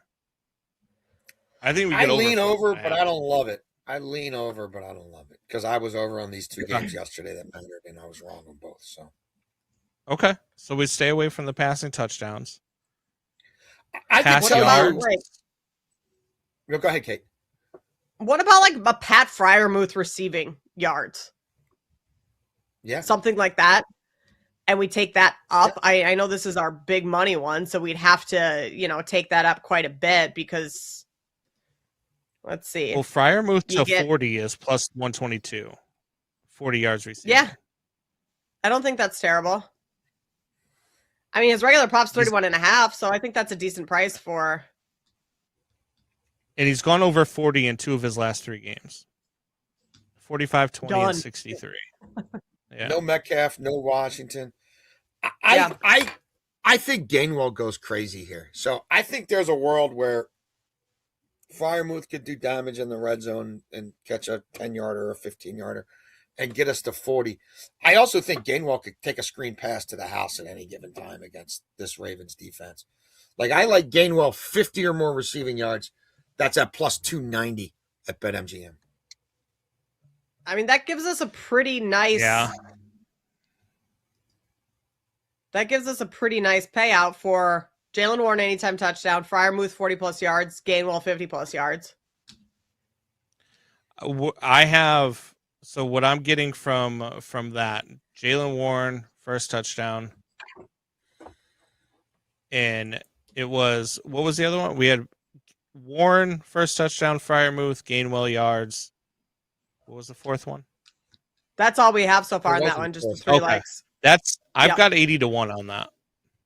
That's pretty good. That's not too shabby. I'm good with 80. I mean, there's a part of me that wants to throw a Derrick Henry anytime touchdown in there, but at 80 to 1, I don't think we need to. I mean, watch us try and get greedy, and the one thing that doesn't come home is the Yeah. Derrick Henry anytime. That would be brutal. Yeah. That would be. All right, let's do it. All right. Let's win some money today, Done. guys. Let's win some money. All right, so to recap here, we have for our first parlay, there's 2 coming your way. Our first one, Derrick Henry anytime touchdown, Jalen Warren anytime touchdown. Our third leg was Kenneth Gainwell over 4.5 receptions. Gainwell 50. Oh, the first one. Yes. Yep. Yes. Yep. What is that number, Brandon? That was plus 725. I mean, that's pretty good. Plus 725. I guess we played it safe last week with our plus 370. All right. And then our big money one, we have Jalen Warren first touchdown scorer, Pat Freiermuth 40+ yards receiving, and Kenneth Gainwell 50+ yards receiving. Brandon, what's the number on that one? 80 to 1? That is 80 to 1 plus 8,000. Woo. Yeah. All right. I like that. That's a spicy meatball. That is a spicy meatball. Remember, head over to BetMGM, get in on your boost. 3 different ways to boost your same game parlay if your bet wins. We'll wrap things up on the other side, give you our best bets, and get you ready for the final week of the regular season. Kate Constable, Jason Lockenfora, this is BetMGM Game Day on Westwood One Sports. This is BetMGM Game Day nationwide on Westwood One Sports.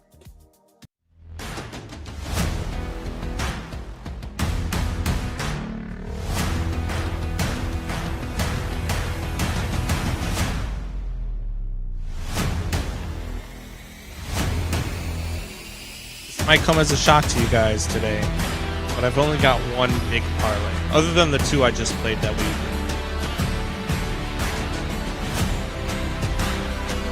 Well, I always play the ones that we do. There's so much that like uncertain. We don't know who's playing or how long they're gonna play. To me, it's a waste of money. But I did take the Saints, Commanders, and Browns all on the money line. I got that at 37 to 1.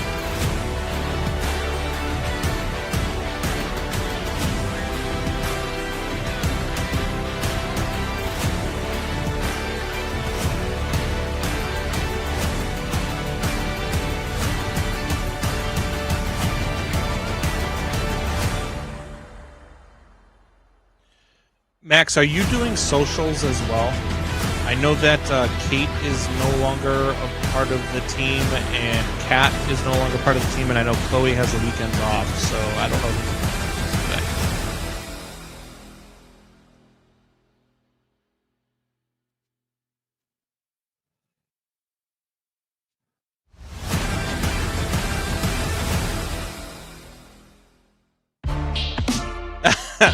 Okay, well that's good.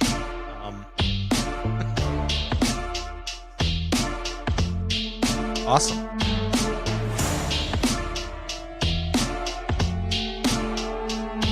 Because I always put the stuff in the Slack for our socials, but I have a group chat with the people that run the socials, and I didn't hear anything back tonight. I thought it was kind of weird, and then Kate messaged me on the side to let me know she was part of the BetMGM network side. She's still with Odyssey, but not with our side, which I'd be lying if I said I was upset about.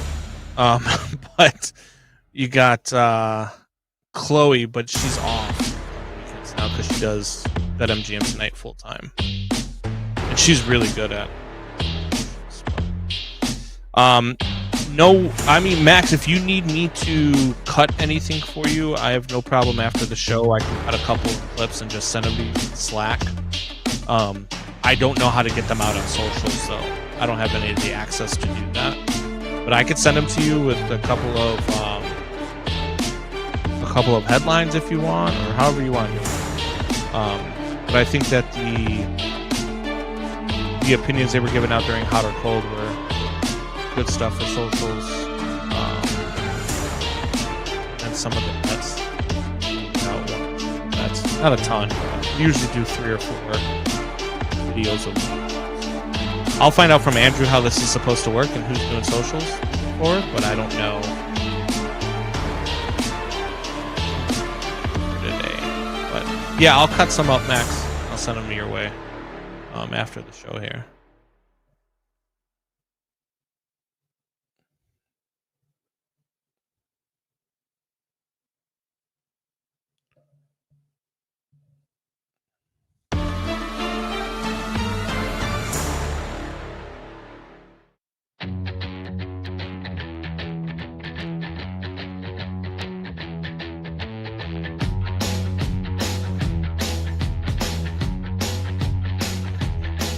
He needs one.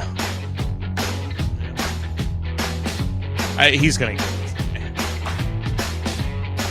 That Bengals offensive line. Come on.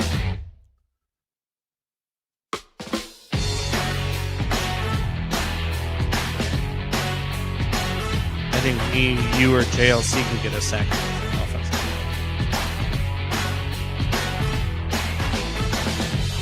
line. Eric Armstead would have 4.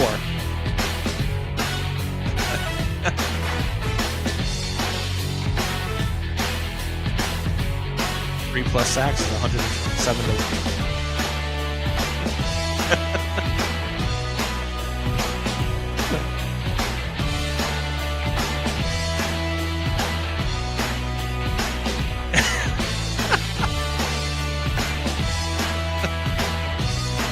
Yeah, I feel you. I feel you.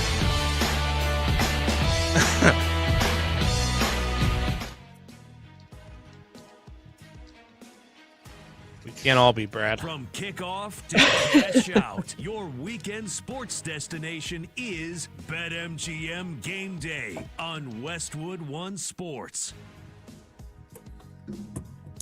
Final week of the regular season wraps up today. Last opportunity to watch a lot of your favorite teams in action before the playoffs start.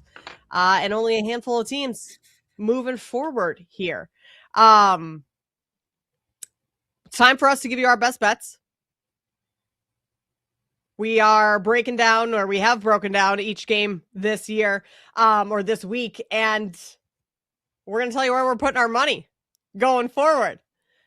Jason, do you want to start us off here with some of your best bets for week 18? I gotta say, Kate, looking at the chat here, I am glad I was busy scribbling down my best bets during the that's why I'm a little slow to get this segment sounds going. like I was a little sounds thrown like that off by was the chat. a safe place for me, and often that would not be a safe place for me. So there's that. Yeah, I'll just tear through the whole thing here. Look, one parlay I like. I don't like a lot on sides or totals anymore on what's left on the board. But you can get at BetMGM the Chargers plus 14, the Cardinals plus 14, and the Jags to cover 13.5 at plus 595. So I did put a few bucks on that during the break. I like a Brenton Strange long reception, 20 yards or more. It's been clicking pretty much the last 6 weeks since he came back from injury. For the Jags, I also like a Trevor Lawrence anytime touchdown. You can still get that around 2-1. He's got a rushing touchdown in 3 straight games. I like a Trey Lance rushing touchdown, which you can find as high as 5-1. I like Jackson Dart rushing touchdown plus receiving touchdown. We didn't talk much about that game. I do think that game has a chance to get a little sideways. He hasn't thrown a passing touchdown in like 3 weeks. I don't think he's going in the offseason not having thrown a passing touchdown in forever. And he ran for one last week. And I think with all this time off after this game, I just have a hard time thinking Jackson Dart in a division game trying to go out on a high note against a terrible Dallas defense isn't going to have himself a bit of a game here. I like Joe Burrow, 3 or more passing touchdowns against the Browns. Browns defense on the road, no bueno. I'm going to keep riding this because I can't ride it anymore. McBride, 70-plus receiving yards and an anytime touchdown. Boy, it was a sweat last week, but it still hit. We talked a lot about that Steelers game. Gainwell, 5 or more receptions, plus Gainwell, 30 or more receiving yards. And in the footy, where it's not been a good week for me in the Prem. I'd say that if you're watching wannabetwithus.com, it hasn't been great. But I do like Man City -1 against Chelsea under new management. I'm willing to lay the goal on the Asian market. Obviously, -1 we push, but you can get 2-1 on Man City to beat Chelsea 12:30 kickoff by more than a goal. I also like Erling Haaland, first goal scorer, plus 260 in that match. Love it, Jason. I don't have a whole lot either today, especially on sides or totals. One total I do like. I think we get another high-scoring game in this Lions-Bears. I mean, the Lions put up 52 on the Bears last time.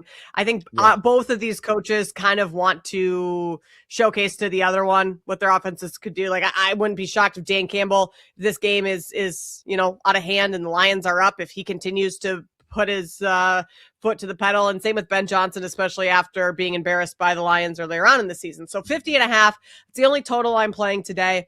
I am tempted, I have not bet this yet, but I am tempted to lay the big number with the Bills. We haven't talked about this game much today, but Bills -10.5 against the Jets. I just think the Jets are garbage. Last game at this stadium, I mean, even if a lot of it is Mitch Trubisky, I think the Bills... He's capable. The Bills, yes, certainly capable. Get the job done there. Let's go over to some props here. Back to that Bears game. I like Luther Burden over his longest reception, 22.5. Lions secondary, extremely leaky. They've been giving up chunk plays consistently, struggling to keep receivers in front of them. And on Chicago's side, like, the incentives are there for Caleb Williams. I'm not sure what his dollar market incentives are, if any, today, but I think a bigger incentive for him than even a $500K bonus would be to become the first 4,000-yard passer in Bears history. So with Caleb looking to potentially throw the ball a little bit more and maybe some chunk yard plays down the field, I like Luther Burden, who can rip off some yak. 22.5 is his longest reception. I'll take the over on that. Jason, we talked a lot about Derrick Henry and that we like him to have another big game. I mean, I'm not going to fault you if you take his rushing yards, his longest rush over, but I specifically like his rushing attempts over 17.5. I think he gets a ton of carry today with Lamar. Yes, Lamar practiced all week. Lamar is still not 100%. Derrick Henry, 36 carries last week. I don't think we get that high, but over 17.5 is very, very doable against the Steelers. You got anything to add to that one?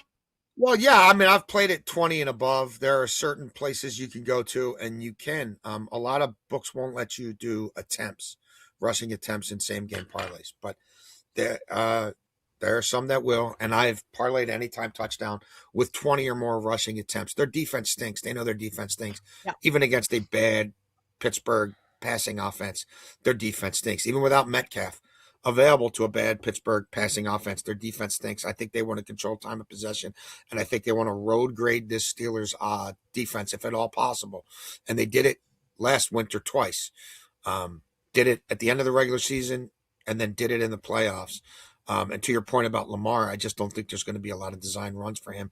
But I still think they can lean into heavy personnel and try to get a lather going for Derrick Henry. You know, Derrick Henry longest rush markets are always interesting as well. And you can get plus 115 on Derrick Henry to have a rush of 20 or more yards. If you look around, that's something that I'm on. That's something that definitely interests me in this game. And That's a good I think price, too, you're for on it. bringing out. Yeah. Yeah. A lot of places is not, but you can find it. And I think the Lions scored 24 points today. To your point on that being an over game, like they've scored 24 or more in 8 of their last 10. They want to go into the offseason with something to build off of. Dan Campbell as a play caller needs to do better. This is a bad Bears defense that I think they can move the ball on, and I'm not sure they win the game. I'm not sure, how Ben Johnson plays it, but I think Dan Campbell is going to keep his starters out there. I think Dan Campbell wants to win this game against his old protege, and I think Dan Campbell knows that given the state of his defense, he's going to have to score points if he wants to do that. Yep. I mean, that is the only way the Lions are winning this game if they put up several touchdowns this afternoon. My last bet for today is Chase Brown under his rushing yards against the Browns. I mean, Cleveland's defense on the road, Jason, you mentioned it's not that great. Their run defense is the better part of this. And I also love that you said you like Joe Burrow to throw 3+ passing touchdowns, because that means they're not keeping the ball on the ground a whole lot. Chase Brown only had 2 yards per carry against the Browns earlier this season, and they're not a team, the Browns, that gives up like a ton of chunk yard runs. So I'm going to go under as my only underplay today. Chase Brown under 62.5 rushing yards against the Browns. Brandon, why don't you step on in here and give us some of your plays for today? Yeah, so I'm like you guys. I don't have very much today, which, you guys know how I love my parlays. So I did play our 2 parlays in our show parlay. So if you want to see that, go back Odyssey app, check out the podcast. But I do have one. It's a 37-1 for the Cleveland Browns on the money line over the Cincinnati Bengals, which I think is a real possibility. I love the way that the Browns look today. I like the way they've been looking offensively the last couple of weeks, and I think their defense gets after it today, especially with that bad Bengals line and Myles Garrett going for the sack record. Give me the Commanders' money line against the Eagles today. Eagles are going to be sitting all of their starters. I think the Commanders are going to be hungry to make sure that they stay at the 3 seed. I always love those division rivals when it comes to something like that. And then the Saints versus the Falcons. I took the Saints in this one. Now, there's a reason why I took the Saints in this one. You can give me 37-1 on that parlay, but it also hedges a play that I have where I have the Bears, the Broncos, and the Panthers all winning their division. And so I just hedged it a little bit so I can get my money back if the Falcons do end up winning this game. So either way, I'm winning today. All right, Brandon's a winner regardless. Love winners, Brandon. Always. Reminder, our show parlay that we have is Ravens Steelers plus 725, Derrick Henry anytime touchdown, Jalen Warren anytime touchdown, and Kenneth Gainwell over 4.5 receptions. That is one. Our second one, our big money parlay, an 80-1. That's Jalen Warren to have the first touchdown in that game, Pat Freiermuth 40+ yards, and Kenneth Gainwell 50+ yards. Again, you can go over to BetMGM and get a boost. Jason, really fast. I know a lot of these matchups for the first round of the playoffs aren't officially set, but there are lines out for what could be matchups. Do you have any look aheads for us? Well, I do like in the futures market, I like the way the Rams are priced the most of any NFC team, and you can get that around 3-1 to win the NFC, to reach the Super Bowl. And Brandon brought up the Houston-Chicago Super Bowl that he's bet on. I do like Houston's odds from the AFC to get home. I think that defense can carry the day. And if Stroud doesn't mess it up, I think some of those matchups could be favorable to them. So I like from a value standpoint where you can get Houston to make the Super Bowl. Love it. Love it. Love it. Yeah, check out those Super Bowl odds. That's going to do it for us here on BetMGM Game Day. Thanks for tuning in to Westwood One Sports. He is Jason Lockenfora. I am Kate Constable. Thank you to everyone behind the scenes today. You bet countdown to kickoff with Nick Costos is next here on Westwood One Sports.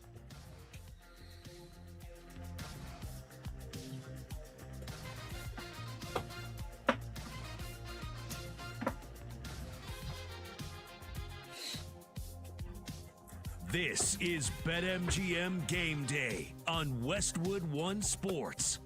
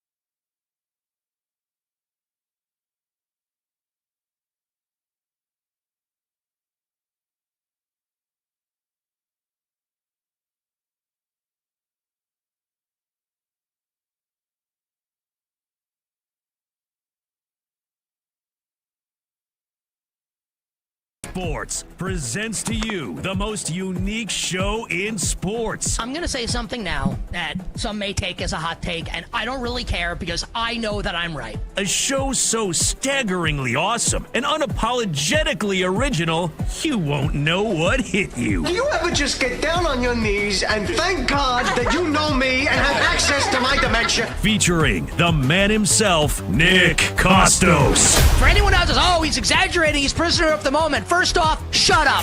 This is the National Football League. This is not the Big 12. It's not Pop Warner. An absolute disgrace.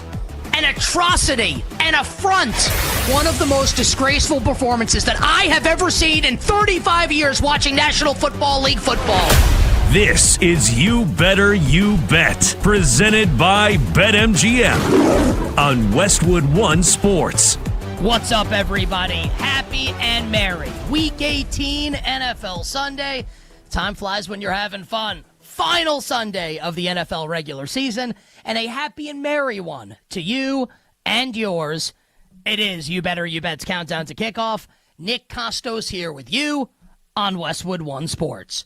The show presented today and always by BetMGM. Make it legendary by downloading the BetMGM app and visiting BetMGM.com. So much to do today. Week 18, Sunday, in the National Football League. And it is a weird week, as it is each and every Week 18, formerly Week 17 in the National Football League. Only a couple games actually matter in terms of playoff positioning, who's going to make the postseason.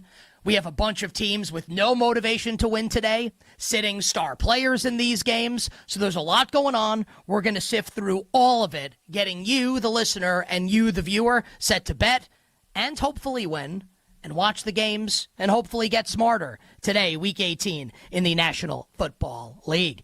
It Moved is coming up next segment. I'll go through every single game today, how the side and total has moved throughout the week, and there has been a ton of side and total movement in these games, as per usual, on the final Sunday of the NFL regular season. Best Bets will close the show, and I will give you prop thoughts as well for all the games today.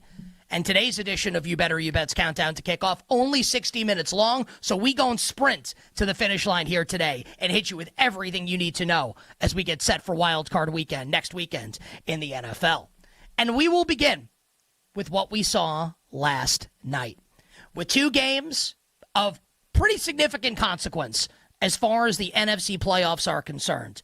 We saw the Tampa Bay Buccaneers beat the Carolina Panthers 16-14, which did not clinch Tampa the NFC South Championship. The actual NFC South title game will be played today in Atlanta with the Falcons and the Saints, and neither Atlanta nor New Orleans can win the division.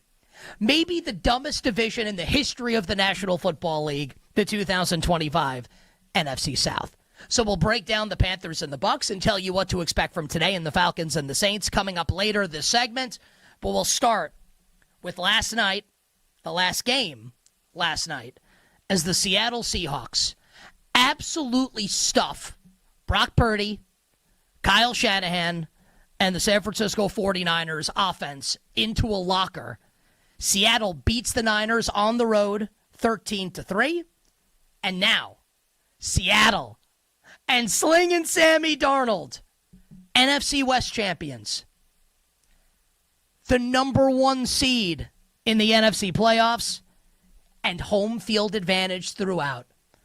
Seattle and Sam Darnold and Mike McDonald will only have to win 2 home playoff games to get to Super Bowl 60. What an unbelievable performance this was last night by the Seattle Seahawks defense. And however you didn't watch the game, however good you think it is looking at the box score, it was actually better. And keep this in mind. San Francisco, the offense for the Niners, punted in the month of December 2 times. Punted twice in the entire month of December, the San Francisco 49ers. Last night against Seattle, 173 yards of total offense, 4.1 yards per play. And if you're new to the National Football League and you're wondering, hey, it's 173, 4.1, is that any good? No. It's really, really bad. Really bad from a Niners offense that had been white hot. And Brock Purdy, who had been playing sensational football, got the crap kicked out of him last night by this ferocious and tenacious Seattle Seahawks defense. Including on the final play of the game when really, he shouldn't have even been in the game. They're down by 10 in the closing moments. They're not going to be able to come back and win San Francisco. And Brock Purdy gets, for the wrestling fans out there, there used to be a tag team in ECW back in the day, the Eliminators, with Cronus and Saturn. And their finishing move was total elimination, which was one guy goes high and sweeps the legs from behind, and the other one kicks the guy in the face from up high. So you get down low and up high. And that's basically what happened to Brock Purdy. Total elimination on the final Niners play last night. And he's lying there on the ground in a heap. And I'm thinking, he going to be able to play in the playoffs? Did Purdy just get hurt here on the eve of the postseason for the San Francisco 49ers? Now, Kyle Shanahan says in the postgame press conference for the Niners that it was just a stinger, which makes me think of Tony Schiavone. It's Sting! So just a stinger for Brock Purdy. Feels like Purdy's going to be okay for next weekend, wild card weekend, where the Niners will now have to go on the road, probably at the Philadelphia Eagles. We'll get to that coming up in a little bit. But, man, injury added to insult for the Niners yesterday, where I bet Seattle in the game. I'm not surprised Seattle won. I am surprised by the degree to which Seattle's defense dominated this football game. And say what you want about Sam Darnold. And I've said a lot about Sam Darnold over the last couple of years. This year, I've said a lot about Sam Darnold. He wasn't great last night in the win in San Francisco, but he also didn't make the critical error. He didn't throw the back-breaking interception. He tried at one point, it wasn't his fault. He tripped over his center's foot and almost fumbled a handoff. That would have been really bad if the Niners had recovered it, potentially. But he didn't make the huge error. And that's really, if you're a Seahawk fan, a Seahawk bettor, you're watching this game last night, you bet on Seattle like I did, you're watching the defense play the way it is, it's really all they needed was for Darnold not to make the critical error. And he didn't. So I think he gets a lot of credit. Now again, was he great in the game? No. He's high on a lot of throws, and Jackson Smith-Njigba, who's going to win Offensive Player of the Year at this point, after what he did last night. JSN plucking some balls out of the sky with the greatest of ease on some Darnold misfires. So the receivers came to play for Sam Darnold last night. The run game was excellent with Kenneth Walker and Zach Charbonnet, and that, coupled with the defense, gets Seattle over the finish line and to home field advantage in the NFC playoffs.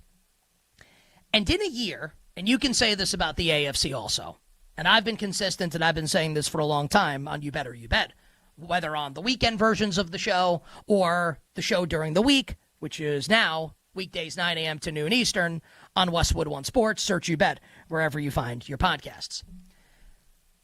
There is no one great team in the 2025, now we're into 2026, NFL season. Every single team is flawed in some way, and you can make the case, and you normally can't do this.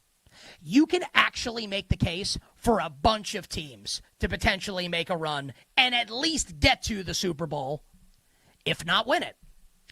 So the fact that Seattle's got home field advantage, I don't think Seattle's that great, and I'll pound that point home in a moment. You can certainly say, Seattle deserves to be the favorite now, even if I don't think they're the best team.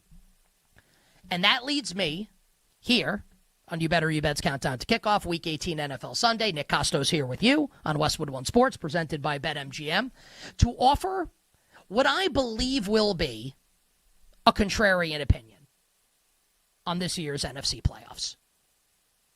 I'm guessing that you will not fully agree with me when I say this. You, the listener, you, the viewer.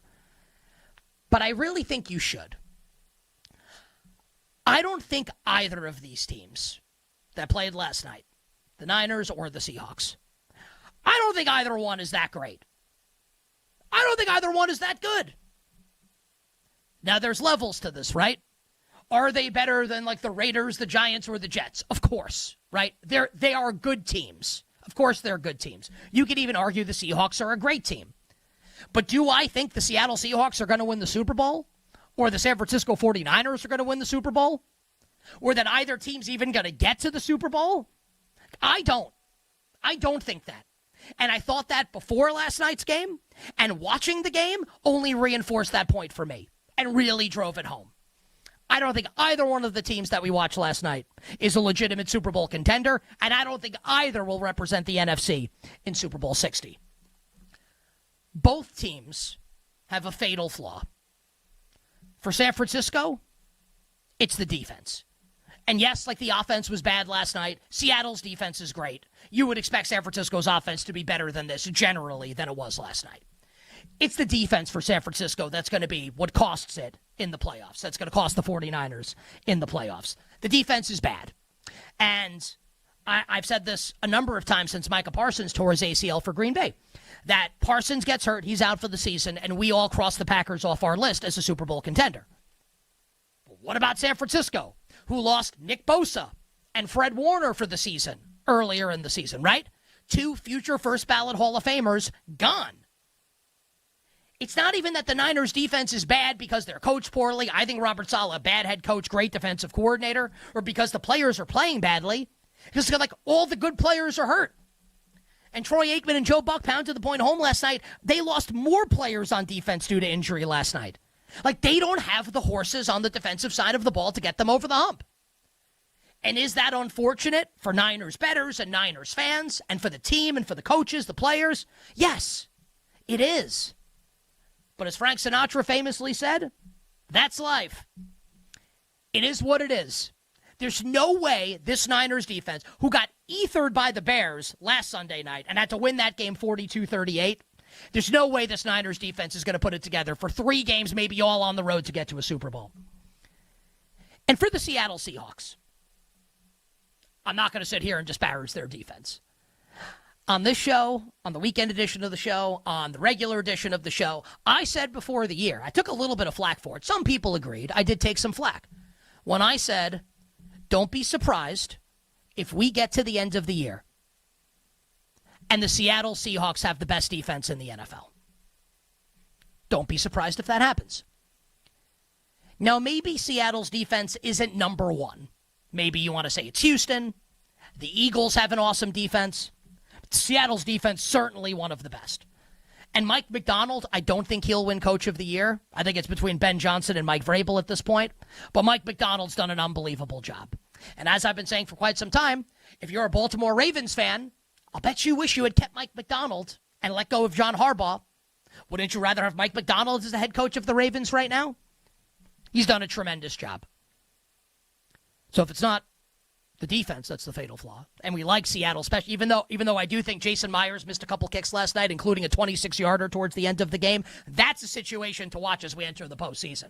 Because if your kicker's got the yips in the playoffs, that's bad news. So that'll be a story to watch. But if it's not the defense and it's not the special teams, process of elimination, carry the 1, subtract by 7, it's Sam Darnold and this offense. JSN's awesome. Gray Zabel, the rookie guard, is great. The running backs are pretty good. I don't trust Arnold. I'm sorry. I don't. And here's what's great about all of this. If you disagree with me and you buy into Sam Darnold and you think that Sam Darnold can beat the Rams, and I understand he did once already, but if you think in the divisional round he's outdueling Matthew Stafford, or they're going to beat the Eagles on Championship Sunday, I disagree. And I'll put my money where my mouth is. Darnold was not good in last night's game. All he did was not turn the football over. And all you need to do is look at the goal-to-go series at the start of the game for Seattle, where it's 1st and goal at the 1. He takes a 10-yard sack, like the one thing you can't do, like Troy Aikman's apoplectic in the broadcast booth watching this. They eventually get it to 4th and goal from the 4. He's got Zach Charbonnet wide open in the flat and doesn't throw the ball. And throws an incompletion to Cooper Kupp in the end zone. Where it's like, okay, they got away with it last night. Are you going to get away with that on Championship Sunday? I don't think they will. So I don't think Seattle's going to the Super Bowl. The 2 teams that had to have been the happiest last night watching this result, the LA Rams and the Philadelphia Eagles. I think those are the 2 best teams in the conference. And both will play next weekend on Wild Card Weekend. And prior to last night, it looked like they might play against each other in the 3-6 matchup in the first round in Philly. But now the Rams play Arizona today. They're a 2-touchdown favorite. If the Rams win, they're probably going to go to Carolina and be a 10.5-point road favorite in that game on Wild Card weekend. And now the Eagles, instead of the Rams, probably get to play the San Francisco 49ers. The walking wounded, and who knows what Brock Purdy's health is going to be like in that game. For me, choose your fighter in the NFC, Rams or Eagles. It's not either team for me that played last night, the Niners or the Seahawks. Give you a couple of minutes now on the Bucs-Panthers game in Tampa, which was, and look, the officiating's not the reason why Carolina lost the game, but the officiating was so bad last night, absolutely miserable, and I don't think games are rigged, and I'm not saying that. It was incredibly one-sided in favor of the Tampa Bay Buccaneers. And the fact that we're still doing this in 2026, where we have a rules analyst in the booth like ESPN employs, this is like the televisual equivalent of the George Orwell novel 1984. Reject the evidence of your eyes and ears. Like, you just watched K-Dot trip over his own feet and pass interference get called erroneously, and here's the ESPN rules analyst to tell you, no, actually, it's pass interference. Like, are we serious here? Is this actually what's happening? Like, it can't be. It can't be what's happening. Officiating miserable in the Bucs-Panthers game. So Tampa wins. Great. Both teams are 8-9, Tampa and Carolina. By the way, shout out to the Panthers for covering the spread. Good teams win, great teams cover. We bet Carolina +3. They lose by 2, and thank you very much for that. Neither one of these teams is any good. And it is just chef's kiss that we get today in Atlanta. Kirk Cousins, not Michael Penix Jr., Kirk Cousins and the Falcons against not Spencer Rattler, Tyler Shuck and the New Orleans Saints, to determine who wins the NFC South. Absolute perfection, 10 out of 10, no notes. No notes. Absolutely love it, and can't wait for that game coming up, starting in a couple hours. And I'll give you my opinion on who's going to win that game in Atlanta. And I'm going to tell you how the side is moved and how the total is moved, and what it means for how to bet that 4-5 matchup next weekend in the NFC playoffs, and we'll do that on the other side. So It Moved is coming up next here on You Better You Bet's Countdown to Kickoff. We'll hit every single game on the board today. We look forward to that. Best bets will close the show, including Thy Royal Props. Nick Costos and you, Westwood One Sports, presented by BetMGM. We'll be right back with You Better You Bet Countdown to Kickoff, presented by BetMGM. Make it legendary.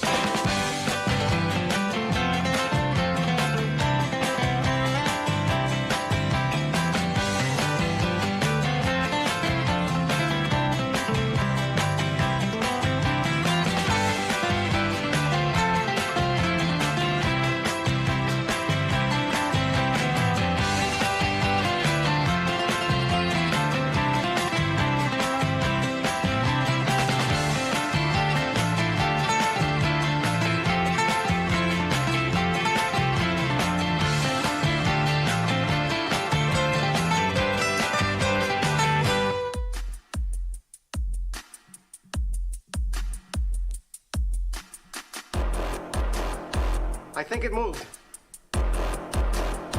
I think it moved. I think it moved. It moved.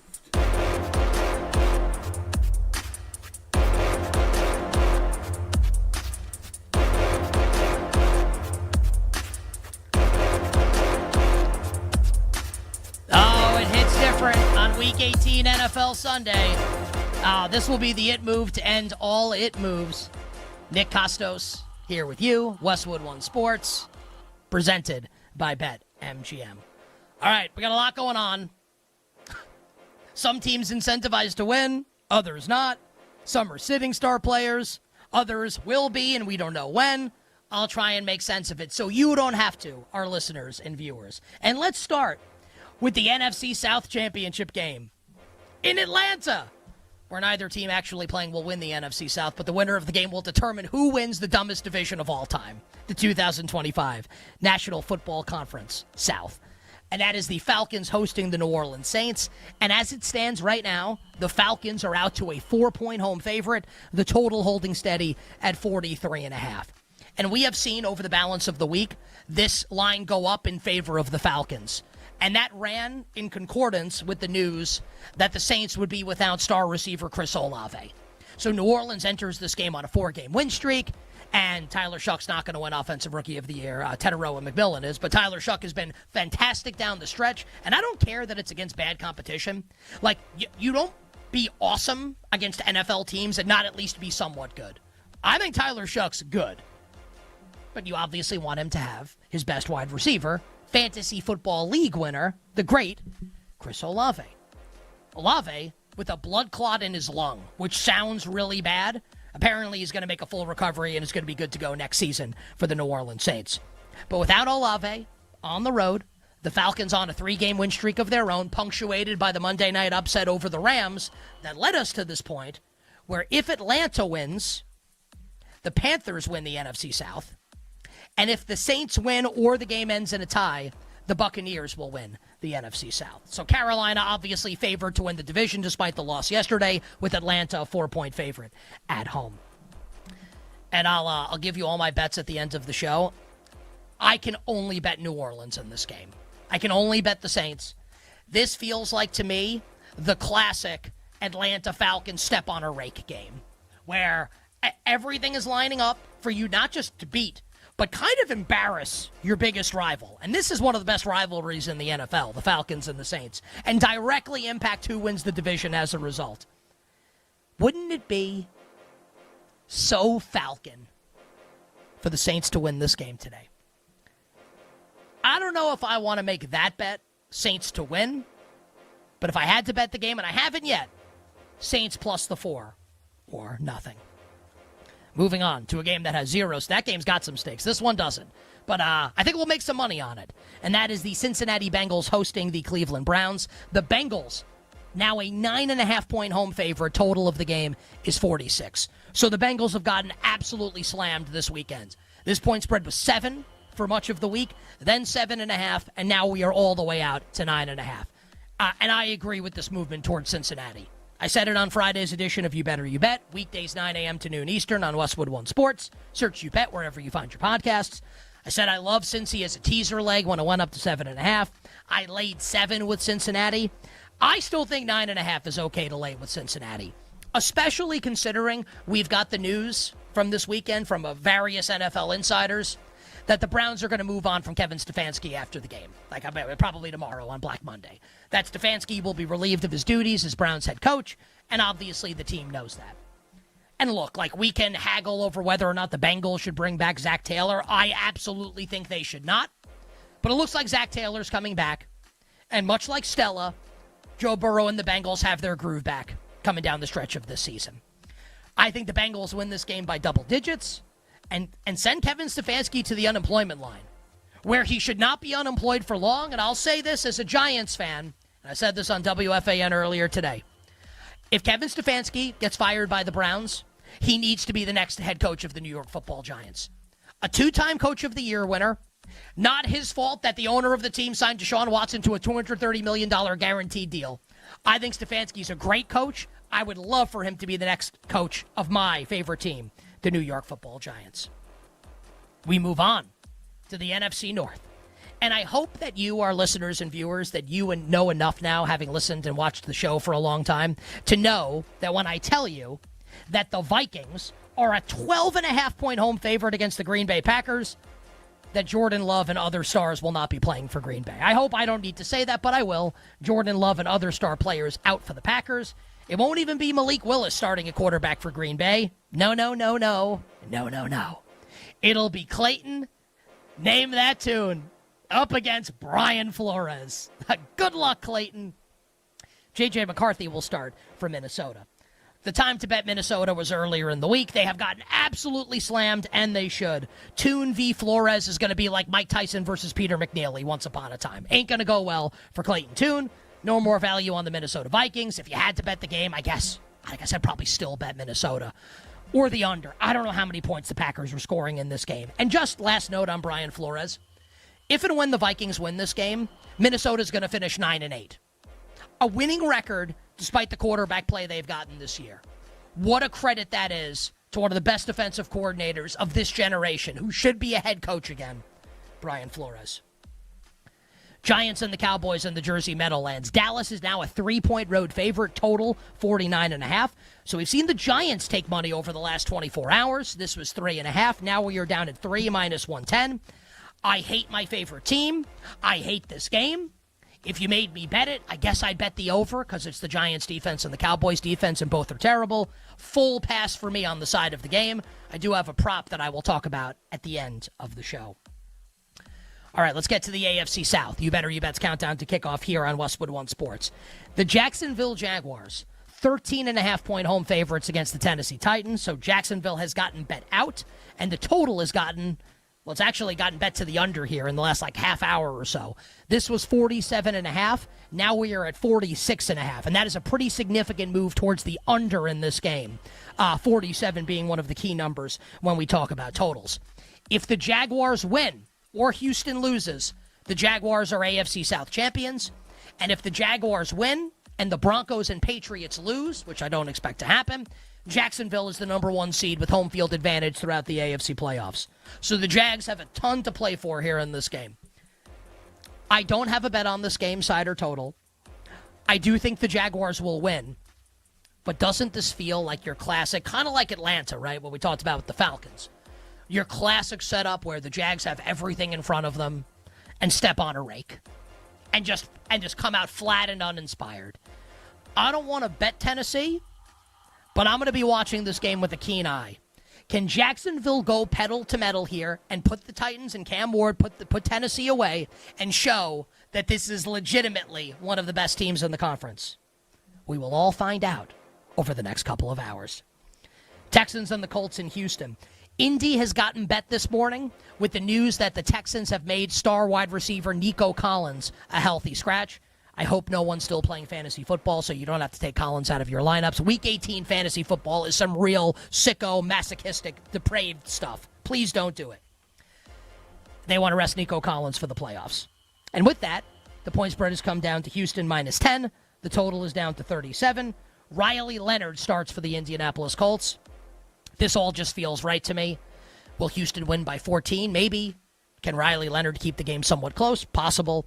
I do think the Texans will win. I have no opinion on the side or the total of the game. We go to the AFC East. Bills and the Jets in Western New York. This is a game where we are guessing. Buffalo has gotten bet out this morning. The Bills are now a 10-point home favorite against the Jets. The total has gotten bet up a little bit. We are at 38. Something to keep in mind. Like, the Bills cannot win the AFC East. The Patriots have won it. They can only move their seeding around. And remember, Josh Allen in the loss last week to the Philadelphia Eagles, has to go to the locker room for a foot injury right after the game. Now, this is the final game at Highmark Stadium, the Ralph, Buffalo's current stadium, before they move into their new state-of-the-art facility next season. My guess is Josh Allen plays the first series of the game, or the first snap, and then comes out and Mitch Trubisky goes in. No one has reported that. I'm not reporting that. I'm guessing that that's what's going to happen. Why would you play Josh Allen the whole game? Like, all you can go from like the 6 to the 7 seed. Like, I don't even understand what it matters if you're the Buffalo Bills. Obviously, you'd like the chance of playing a home game on Championship Sunday if you can, but not at the risk of losing Josh Allen. Without him, you have no chance. So I think you'll probably see Trubisky come in sooner rather than later. And then, like, I still don't want to bet the Jets because Brady Cook is one of the worst quarterbacks we've seen, and I don't even mean that as an insult to him. He's not very good. He's their third stringer. Pass for me entirely. Bills and the Jets. Bears and the Lions in Chicago. We have seen betting action on this game where the Bears out to, then they've gotten slammed here. Chicago now a 4.5-point home favorite. Total in the game is 51. So this was 3.5 earlier this morning. Now we are at 4.5. And perhaps, and we won't know until later this afternoon, perhaps this has something to do with the status of Lions star receiver Amon-Ra St. Brown or left tackle Taylor Decker, both of whom are questionable for today's game. And if they don't play, then obviously you can make the case that the Bears run it up on a very, very injury-ravaged Lions secondary. I actually am interested in Detroit if Amon-Ra St. Brown and Taylor Decker play in the game. If, and it feels like it's an if at this point, if those guys play, I think the Lions can keep this game within shouting distance. And no, the Lions have nothing to play for. They've been eliminated already from the postseason. But this is Dan Campbell in Detroit. Like, come on. You don't think the Lions are trying to win this game today? Now, the Bears do have something to play for. They want to get the 2 seed, right? And they get it with a win. And with that 2 seed, a home date with the Green Bay Packers. Just a wild card weekend could be pretty juicy next weekend in the NFL. At this number, it is Detroit or pass for me. Earlier in the week, Bears 2.5. I was like, let's bet Chicago. At 4.5, if Amon-Ra St. Brown plays, Lions or nothing for yours truly. Moving on. Broncos and the Chargers in Denver. Denver is a 14-point home favorite. Again, you shouldn't have to have me tell you that Justin Herbert's not playing in the game to know that. Denver a 2-touchdown favorite. Chargers sitting a bunch of starters, including running back Omari and Hampton. Nothing to play for in this game except for seeding. Honestly, if you're the Chargers, you probably want the 7 seed so you can face New England because the Patriots don't have a good pass rush and the Chargers have no offensive line. If Denver wins, the Broncos have home field advantage throughout the AFC playoffs. They are very incentivized to win this game. Everything just looks right to me, side and total. I will pass the game. I think the Broncos will win. Do they win by 17 or not? Probably, but I have no interest in betting the game. I do have a prop that I'll give out next segment. This could be the stupidest game today in Week 18 with the Chiefs and the Raiders in Vegas. So Kansas City, despite being like an undead husk with all the injuries, Chris Olodokun starting at quarterback, is somehow a 4.5-point road favorite at another NFL team. Total is 36.5. And that is because the Raiders are basically tanking. And we saw it last week against the Giants. And there are reports that Pete Carroll will be out of a job, will be dismissed tomorrow as head coach of the Las Vegas Raiders, and he should be a one and done, and then the Raiders can take their quarterback of the future at the top of the draft and hire an offensive coach and go from there. But doesn't this give you vibes here of Texans Colts a couple years ago? With Lovie Smith about to get fired and the whole world knew it, and Houston needs to lose and get the number 1 overall pick. They didn't care. Davis Mills didn't care. Do you think Pete Carroll cares? Either Aiden O'Connell or Kenny Pickett's going to start this game for the Raiders. The Raiders will have the better starting quarterback in this game, and they're a 4.5-point home dog. I think the Raiders are going to cover the spread in this game. Not a big bet, like maybe they're tanking, but Pete Carroll's a try-hard coach. How about this? I would never, ever, ever bet the Kansas City Chiefs. Rams and the Cardinals in Los Angeles. Rams are getting bet out now. We are almost at 14.5 for the Rams hosting Arizona. Total is 47.5. The Rams win, and they move up to the 5 seed. They are very incentivized to win. Who would you rather play in the first round if you were the Rams? The Eagles in Philly or the Panthers in Carolina? Give me a break. The Rams are going to go pedal to metal here. They have to try and win this game. Now, it's not the BCS. They don't need style points, but that's why the Rams have gotten bet out. If it goes to 14.5 and you wanted to take a nibble on Arizona, I would certainly understand. Patriots and the Dolphins in Foxborough. New England out to 13.5. They have gotten slammed this morning, the Patriots. Total is 45.5. They have gotten bet in accordance with the Dolphins announcing that Devon Achane and Jalen Waddle will both not play in today's game. The Patriots can still be the 1 seed in the AFC with a win and a Broncos loss, so they're going to go all out and try and win. Also, Drake May is trying to win MVP, and if you don't think the Patriots want that to happen, you're nuts. And Mike Vrabel, I would say, is 55% to win Coach of the Year right now. Ben Johnson, 45%. So a lot to still be figured out with the Patriots today in their game against the Dolphins. Will the Patriots win? Yes, against Quinn Ewers at home. Will they win by 14? Maybe. I will pass the game. Eagles and the Commanders in Philadelphia. The Commies have actually gotten bet, and they continue to get bet. We are almost down to Eagles -3. This was 4.5 about an hour ago. 38.5 is the total. The under is getting bet. The Eagles are sitting a lot of their starters, including Jalen Hurts. Tanner McKee will start. And if you remember, last year, Week 18, Tanner McKee lit up the New York Football Giants in a meaningless game. I see no reason why he can't do that again. If this closes Eagles -3, and it looks like we're headed there, I will bet Philadelphia. I will lay the 3 with Tanner McKee and the Eagles. Last one. Sunday Night Football. Ooh, we've got some movement in this game. It looked like we were going to 4 with the Baltimore Ravens in Pittsburgh against the Steelers. Winner of this game wins the AFC North. And if the Steelers lose, maybe it's Aaron Rodgers' last game. No DK Metcalf tonight. Mike Tomlin's future in question. John Harbaugh's future in question. So a lot going on here in the AFC North title game. Game 272 out of 272 in the NFL season tonight on NBC. This looked like it might go to 4. We are now looking like we're going to come down to 3. The number is 3.5. It is juiced towards the Pittsburgh Steelers. The total is 41.5. And directionally, I agree with this move. I do think the Ravens win. I've been saying this all week. I do think the Ravens are going to win. I do like Baltimore to win the game. Do I think Baltimore wins by 6-7 points? I don't really trust the Ravens to that degree. I think they're going to run it and keep the ball out of harm's way and dare Aaron Rodgers and the Pittsburgh Steelers offense to do anything in this game.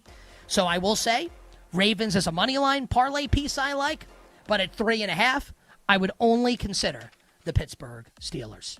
And that is it moved for Week 18 in the NFL. Only a 1-hour version today of Countdown to Kickoff, which means on the other side, it's all the bets for today. I will finalize the card, sides, totals, and all the games where thy Royal Prop King has thou Royal Props. It's all coming up next as we close up shop. Week 18 edition, Countdown to Kickoff, You Better You Bet on Westwood One Sports with me, Nick Costos, presented by BetMGM. We'll be right back with You Better You Bet Countdown to Kickoff, presented by BetMGM. Make it legendary.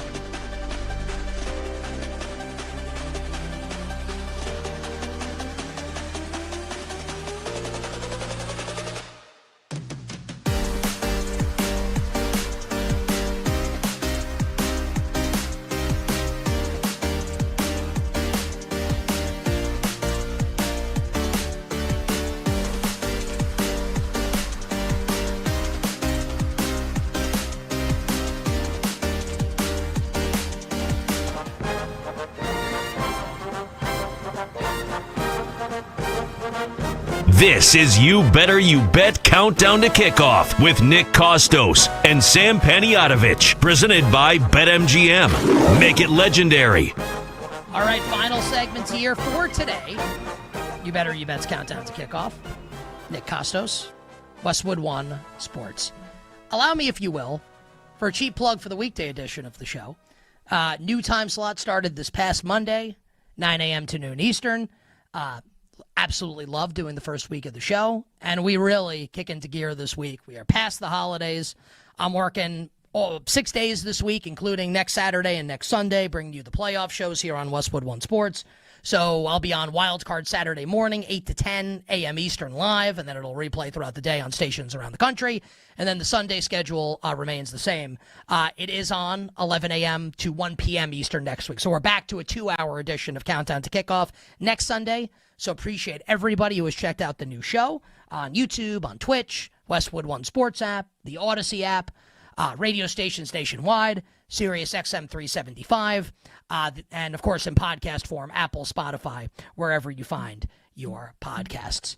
Tyler Morales, our executive producer today. Grant Leader is our technical director. Max Sheedy, our video producer. Anthony Gallo is up next with Gridiron Game Day here on Westwood One Sports.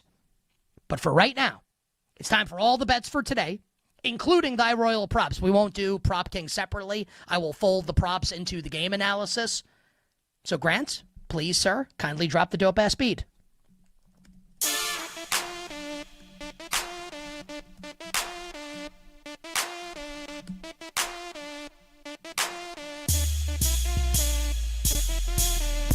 All right, we want everybody to open the playbook and choose your boost for today's action. Grab BetMGM's Pro Football Boost Pack, and you'll have 3 ways to boost your odds on your next bet. Activate one of your boost tokens for any pro football bet, and you'll receive a bigger payout if your wager wins. Make it legendary with BetMGM. Download the BetMGM app, and please gamble responsibly. Okay, Falcons and the Saints, and I will do one last refresh of my BetMGM screen. Atlanta, a 4-point home favorite, total 43.5. If I had to bet this game, I would bet New Orleans. I may put a small bet on the Saints before the game starts, but I don't love it. Yardage props, though, I think we've got something cooking here. So with Chris Olave out, a lot of potential opportunity for New Orleans, and I'm seeing what the numbers are now. The guy that I like for New Orleans is Dante Pettis, who seems to have a rapport with Tyler Shuck. I also don't hate Ronnie Bell. And longtime listeners and viewers of You Better You Bet will remember we hit a Ronnie Bell first touchdown scorer on a Thursday night game a couple years ago. So Ronnie Bell over 12.5 receiving yards, not bad. Dante Pettis over 36.5 receiving yards, not bad either. Browns and the Bengals in Cincinnati. Cincy out to a 9.5-point favorite.